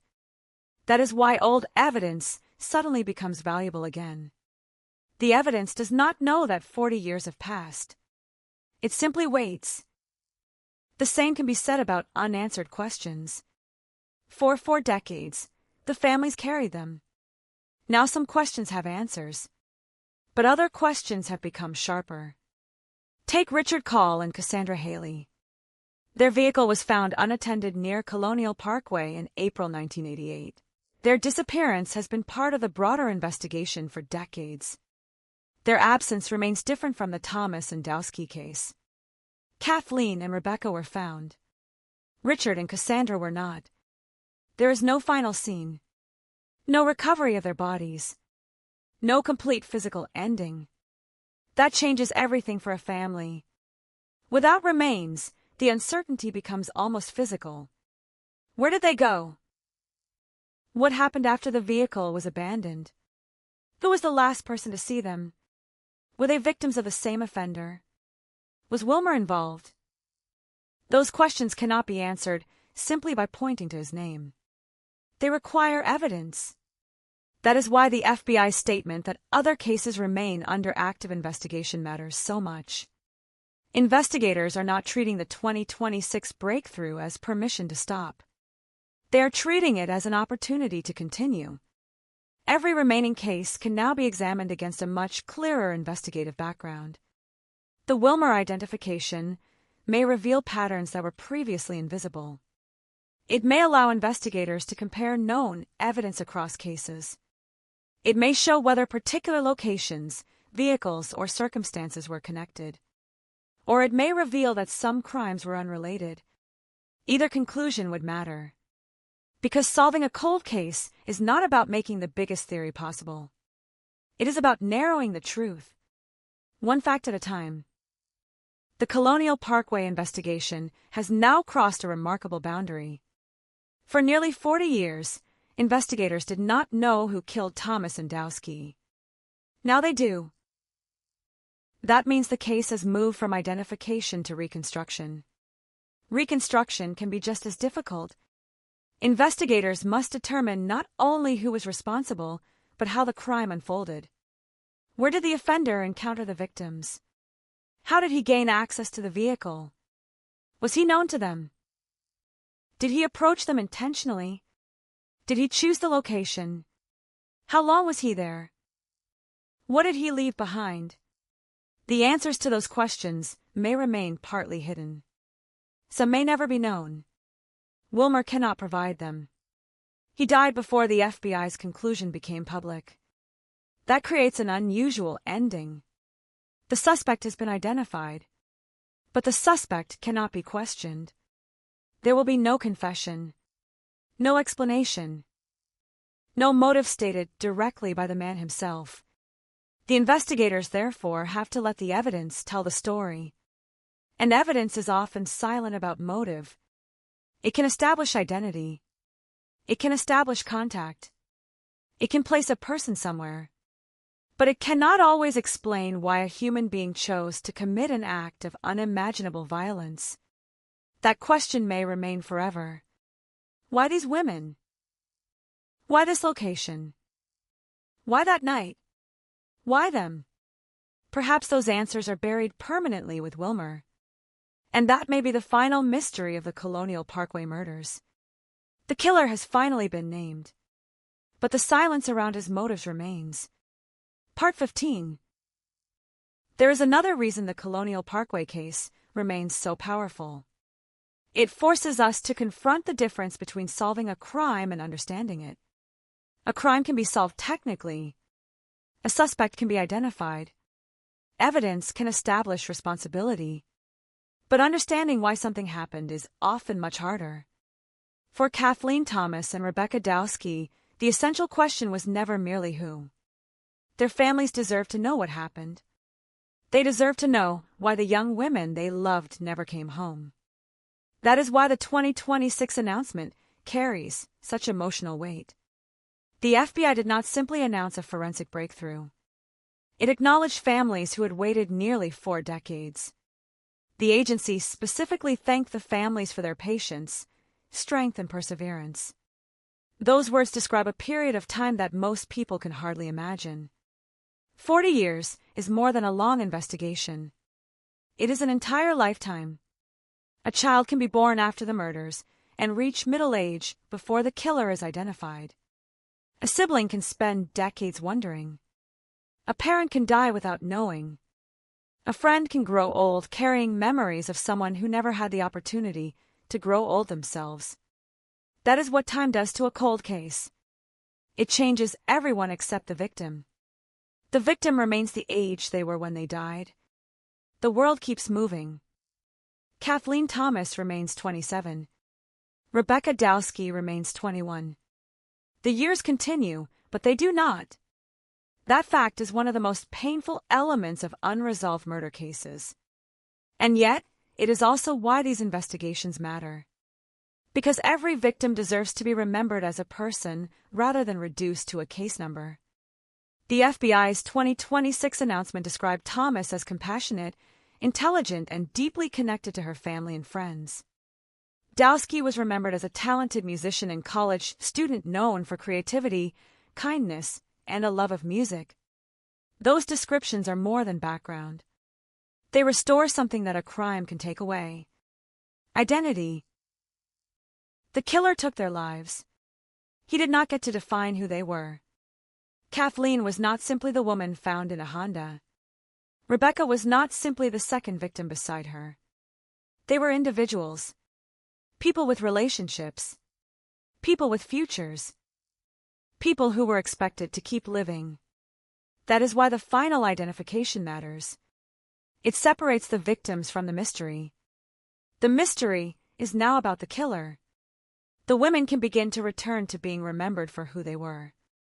But even that process is complicated because the larger investigation remains active. Other victims are still part of the story. Other families are still waiting. And other cases may still hold unanswered questions. The FBI has said investigators continue pursuing unsolved cases connected to the Colonial Parkway murders. So the end of the Thomas and Dowski investigation creates a paradox. It provides closure, and at the same time, it reminds everyone that closure has limits. One family may finally have an answer. Another may still be waiting. One crime may now have an identified perpetrator. Another may remain completely unresolved. One set of evidence may have spoken. Another may still be silent. That is why the phrase cold case can be misleading. Cold does not mean dead. It means unresolved. It means the investigation has not yet reached the point where the evidence can establish the truth. The Virginia State Police maintains a statewide cold case database designed to help investigators and the public with unresolved homicides, missing person cases, and unidentified remains. The Colonial Parkway murders demonstrate why such databases and investigative efforts matter. A case can remain unresolved for decades and still become solvable. The technology of the future may be completely different from the technology available when the crime occurs. That lesson is now written into the history of Thomas and Dowski. In 1986, investigators had to work with the tools of 1986. In 2026, investigators had 40 years of technological progress behind them. That difference proved decisive. The FBI has credited forensic technology and DNA analysis as critical to the breakthrough. And there is something deeply unsettling about that fact. The killer believed time was an advantage. But time also gave investigators better tools. The world changed. Science changed. The evidence remained. Eventually, the balance shifted. That may be one of the most important lessons from the case. A person can disappear. A suspect can die. A witness can forget. But an investigation can survive. It can be inherited by another generation. One investigator leaves. Another takes the file. A laboratory closes. Another examines the evidence. A database is created. A new technique becomes available. The case moves forward again. That is how justice can sometimes operate across decades. Not as one continuous investigation by the same people, but as a chain. One generation preserving the evidence for the next. The original investigators may never have imagined that their work would still matter in 2026. But it did.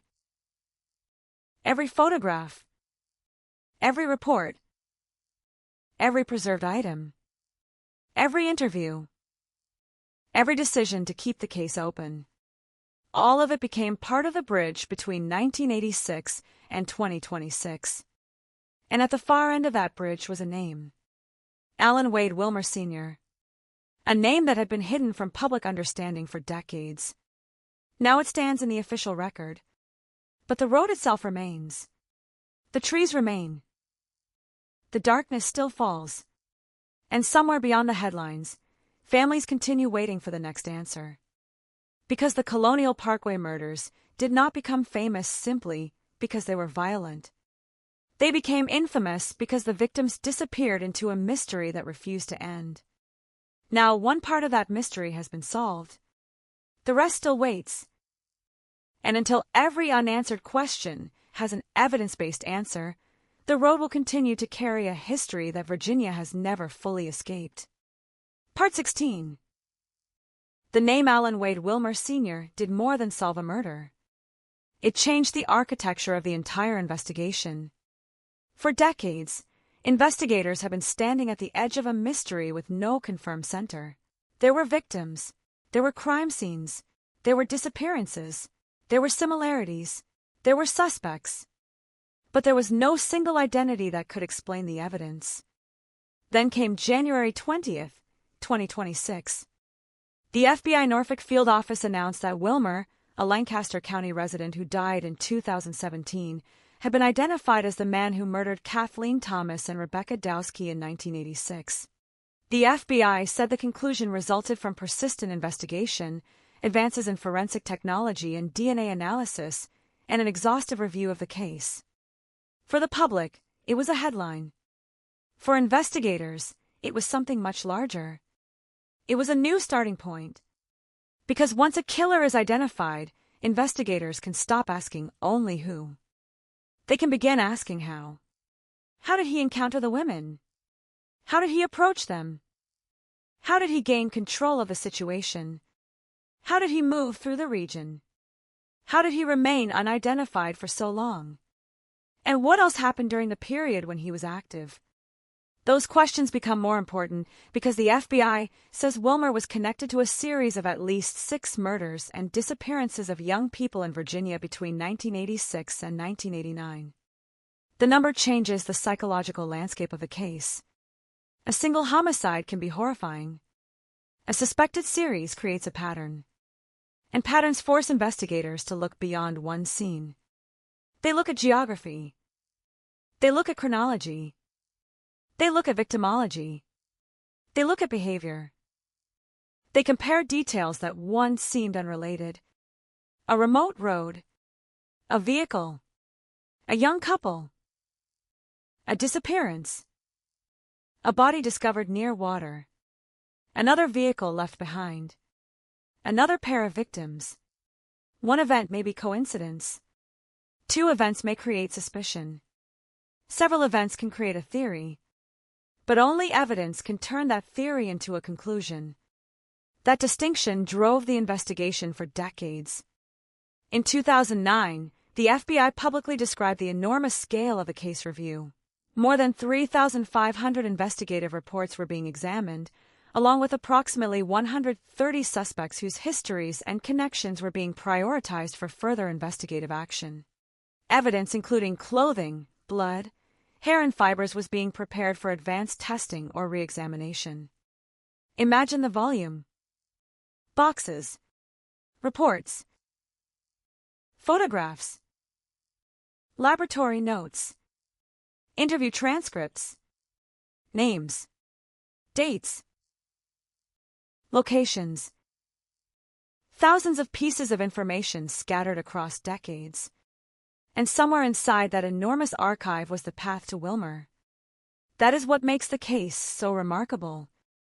The final breakthrough did not come from a detective suddenly remembering something. It came from the cumulative effect of years of investigative persistence, combined with forensic technology that did not exist when the murders occurred. Technology changed the equation. And DNA changed the meaning of old evidence. For investigators in 1986, a biological trace might have been useful only in limited ways. Decades later, modern analysis could provide possibilities that earlier investigators never had. That does not mean every old sample becomes useful. It does not mean every cold case can be solved. It means the evidence can sometimes be asked a better question. And when the question changes, the answer can change with it. The Colonial Parkway investigation demonstrates that principle better than almost any other Virginia cold case. The original murders happened in October 1986. Thomas was 27. Dowski was 21. They were last seen together that month, and their bodies were later discovered inside Thomas's vehicle along the Colonial Parkway. The original FBI account described the white 1980 Honda Civic being found in a wooded area off the Colonial Parkway between the Ringfield Plantation Overlook and the York River. Both women were dead. Both had been stabbed and strangled. The scene created a question that would survive generations. Who had done this? That question remained unanswered long after the road returned to normal. People continued driving the parkway. The trees grew. The seasons changed. The vehicles changed. The technology changed. But the investigation waited. Then another crucial realization emerged. The killer may not have left behind only one crime. The Colonial Parkway cases included other violent incidents between 1986 and 1989. On April 9, 1988, the vehicle belonging to Richard Call and Cassandra Haley was found unattended near Colonial Parkway. Clothing belonging to the victims was found inside, but neither person was ever found. Their disappearance became another dark point on the same investigative map. And that map was not small. It stretched across jurisdictions. The FBI handled cases within federal jurisdiction around the Parkway. The Virginia State Police led investigations into other homicides occurring under state and local jurisdiction. As early as 2009, the FBI said there continued to be a belief that several of the cases were related, although investigators at that time had not developed conclusive physical evidence tying all of the homicides together. That sentence explains why the mystery survived. Investigators could see similarities, but they could not yet prove the connection. The difference between suspicion and proof can be measured in decades. And now, in 2026, the balance has shifted. The evidence developed through the modern investigation was strong enough that federal prosecutors said Wilmer would have faced prosecution had he been alive. But Wilmer was not alive. He had died in 2017. That fact means history received something unusual. A definitive investigative conclusion without a courtroom verdict. No jury. No defense attorney challenging the evidence. No cross-examination. No sentence. The conclusion rests on the evidence and the agencies responsible for evaluating it. That does not make the finding insignificant. It makes the nature of the resolution different. There is no final conversation with the man investigators believe was responsible. No explanation of motive. No description of his thoughts. No account of the final hours. That silence may never be broken. And perhaps that is the most disturbing element of the entire case. The killer has finally been named. But the killer cannot speak. The evidence can identify him. It may reconstruct his connection to the crimes. It may connect him to additional victims. But it cannot ask him the one question every family wants answered. Why? Why Kathleen? Why Rebecca? Why that road? Why that night? And why did the violence continue? Those questions may be buried permanently with Alan Wilmer. But the investigation itself is still alive. The FBI has explicitly stated that the work is not finished and that investigators continue to pursue unsolved cases related to the Colonial Parkway murders. That statement is critical because the identification of Wilmer is not being presented as a blanket solution to every disappearance or homicide connected with the series. Instead, it is a breakthrough powerful enough to change the direction of the remaining investigations. Now investigators know one confirmed identity. Now they have a framework. Now they can compare. And comparison can reveal what isolation conceals. A fiber in one case may resemble material recovered in another. A location may suddenly become significant. A vehicle may fit into an established timeline. A biological trace may finally have a reference point. A previously dismissed suspect may become irrelevant. A forgotten witness may suddenly become important. That is the power of identifying the center of a mystery. It reorganizes everything around it. For 40 years, Wilmer was a hidden piece of a story. Now he is part of a story, and that means investigators can finally begin asking the most frightening question of all. If Alan Wilmer was responsible for Thomas and Dowski, how much of the Colonial Parkway mystery was actually his? The road has not answered. The families have not forgotten. And the evidence, preserved across 4 decades, may still have more to say. Because the name was only the beginning. Part 17. The announcement had changed the question. For 40 years, investigators had been searching for the person responsible. Now they had a name. Alan Wade Wilmer Sr. But when an unidentified killer becomes identified, the investigation does not suddenly become simple. Sometimes it becomes more complicated, because now there is a person to place inside the timeline, a life to reconstruct, a network of locations to examine, a series of crimes to compare, and evidence that must be interpreted with extraordinary care. On January 20th, 2026, the FBI Norfolk Field Office announced that Wilmer, who died in 2017, had been identified as the man responsible for the murders of Kathleen Thomas and Rebecca Dowski.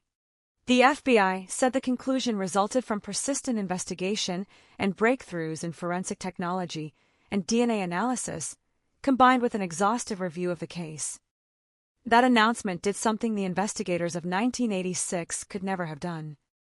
It replaced an unknown offender with a known identity. But an identity creates another obligation. Every remaining detail has to be tested against it.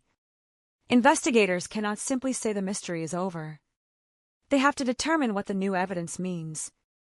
And perhaps the biggest question is whether the Wilmer identification can illuminate the other unresolved crimes surrounding the Colonial Parkway. The answer matters because the FBI says Wilmer was connected to a series of at least 6 murders and disappearances of young people in Virginia between 1986 and 1989. That period represents a narrow and terrifying window. 3 years. Multiple victims. Multiple locations. Multiple investigations. And a man investigators now believe was responsible for a substantial portion of that violence. The broader Colonial Parkway cases involved at least 8 young people who were murdered or disappeared between 1986 and 1989. That number has always been part of what made the case so disturbing. It was never simply one body discovered beside one road. It was an accumulation of tragedies. One case led to another. Another disappearance created another unanswered question. Each family entered a separate nightmare. And investigators had to determine whether the nightmares shared the same source. The difficulty was geography. These cases did not unfold inside a single room or even a single jurisdiction. They stretched across southeastern Virginia. Different agencies possessed different pieces of the picture. Some evidence belonged to federal authorities. Other evidence belonged to state or local agencies. That meant the investigation required cooperation.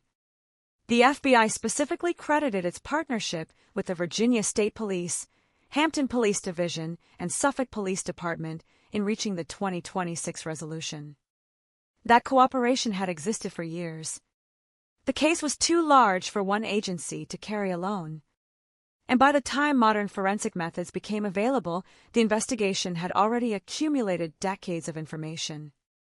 In 2009, the FBI described reviewing more than 3,500 investigative reports and approximately 130 suspects connected to the Colonial Parkway investigation. Evidence including clothing, blood, hair and fibers was being considered for additional forensic examination. Those numbers reveal the scale of the problem. 3,500 reports, 130 suspects, a mountain of information. And yet the central answer remained hidden. That is what made the case so frustrating. Investigators had not been doing nothing. They had been doing almost everything they could. But the tools available at the time could not produce the conclusion they needed. The difference between an unsolved crime and a solved crime can be a microscopic one. Sometimes it is one biological sample, one usable profile, one match, one comparison that places a person where investigators need him to be. And once that happens, decades of uncertainty can collapse with startling speed. The FBI said advances in forensic science and DNA analysis created investigative opportunities that were unavailable at the time of the original murders. Those advances ultimately led investigators to identify Wilmer as responsible. That phrase is important. Unavailable at the time. The evidence did not suddenly appear in 2026. The evidence had already existed. What changed was the ability to interpret it. That distinction is central to the entire story. The killer did not become guilty in 2026. Investigators became capable of demonstrating what they believed had happened. And that is why preserving evidence matters. Evidence can wait. Witnesses cannot. Memories cannot. Technology, however, can improve. The laboratory methods of today are not the laboratory methods of 40 years ago. That creates a strange relationship between time and justice. Time can damage a case, but time can also strengthen it. The same decades that took away witnesses also produced more powerful forensic tools. The case was aging. So was the killer. But the science was moving forward. And eventually, science caught up. The problem now is that Wilmer is dead. He died in 2017. That means there will never be a courtroom in which he must answer for the evidence. The U.S. Attorney's Office for the Eastern District of Virginia confirmed that if Wilmer were alive, the evidence developed through the investigation would have supported federal prosecution. That statement provides a remarkable hypothetical. If the identification had come earlier, the ending might have been radically different. Agents could have arrived at Wilmer's home. He could have been arrested. Investigators could have questioned him. Prosecutors could have presented evidence. A jury could have heard the case. A sentence could have followed. But history does not operate through hypotheticals. By the time the evidence reached its final conclusion, Wilmer was already gone. That removes something every family might have wanted. An explanation. Why? Why did he approach the victims? Why did he kill them? Did he select them deliberately? Did he recognize them? Was the violence planned? Did he understand that investigators would spend decades searching for him? Those questions remain suspended. The evidence can identify. It can connect. It can establish. But evidence cannot always explain the private reasoning of a dead offender.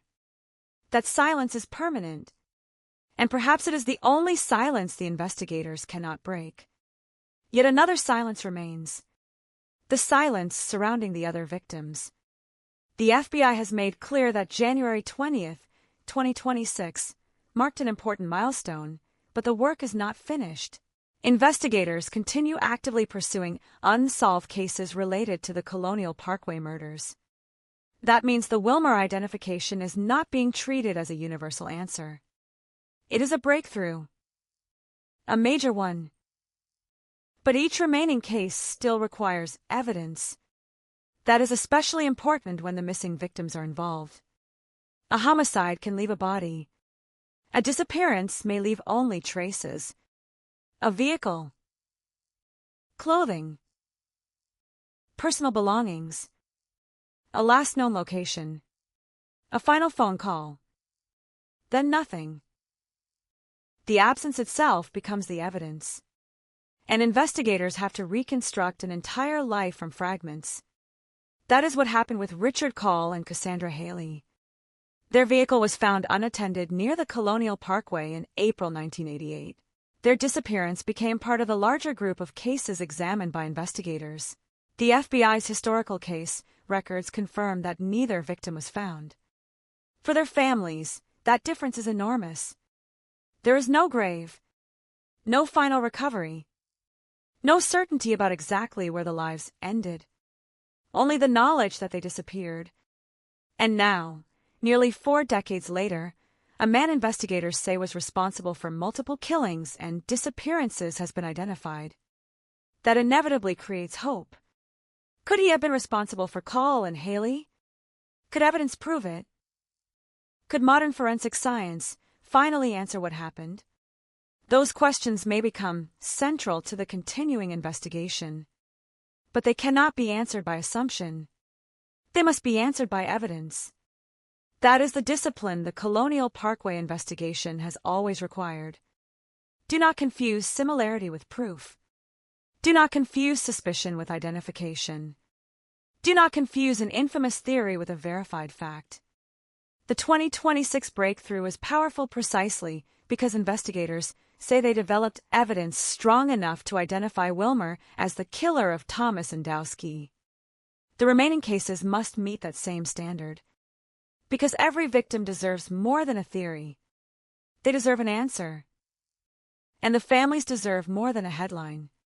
They deserve certainty. The road itself gives no help. Colonial Parkway remains a place through which people travel. Cars pass. Trees surround the roadway. The landscape continues its ordinary life. Most drivers see only scenery.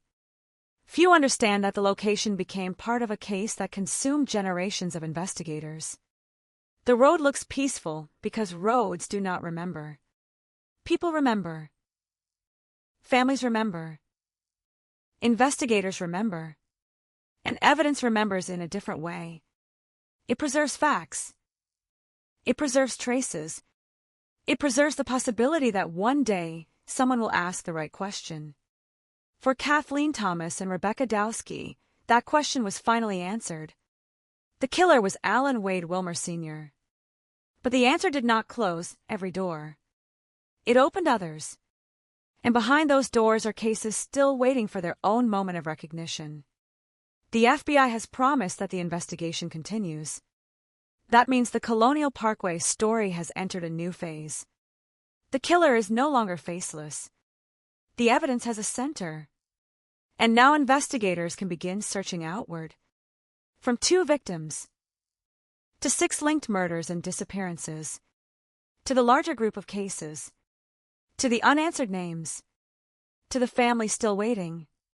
The first mystery was who? That mystery is now resolved. The next mystery is how much more the evidence can reveal. And somewhere inside those thousands of reports, preserved items, and decades-old investigative files, there may still be an answer that nobody has seen. Not yet.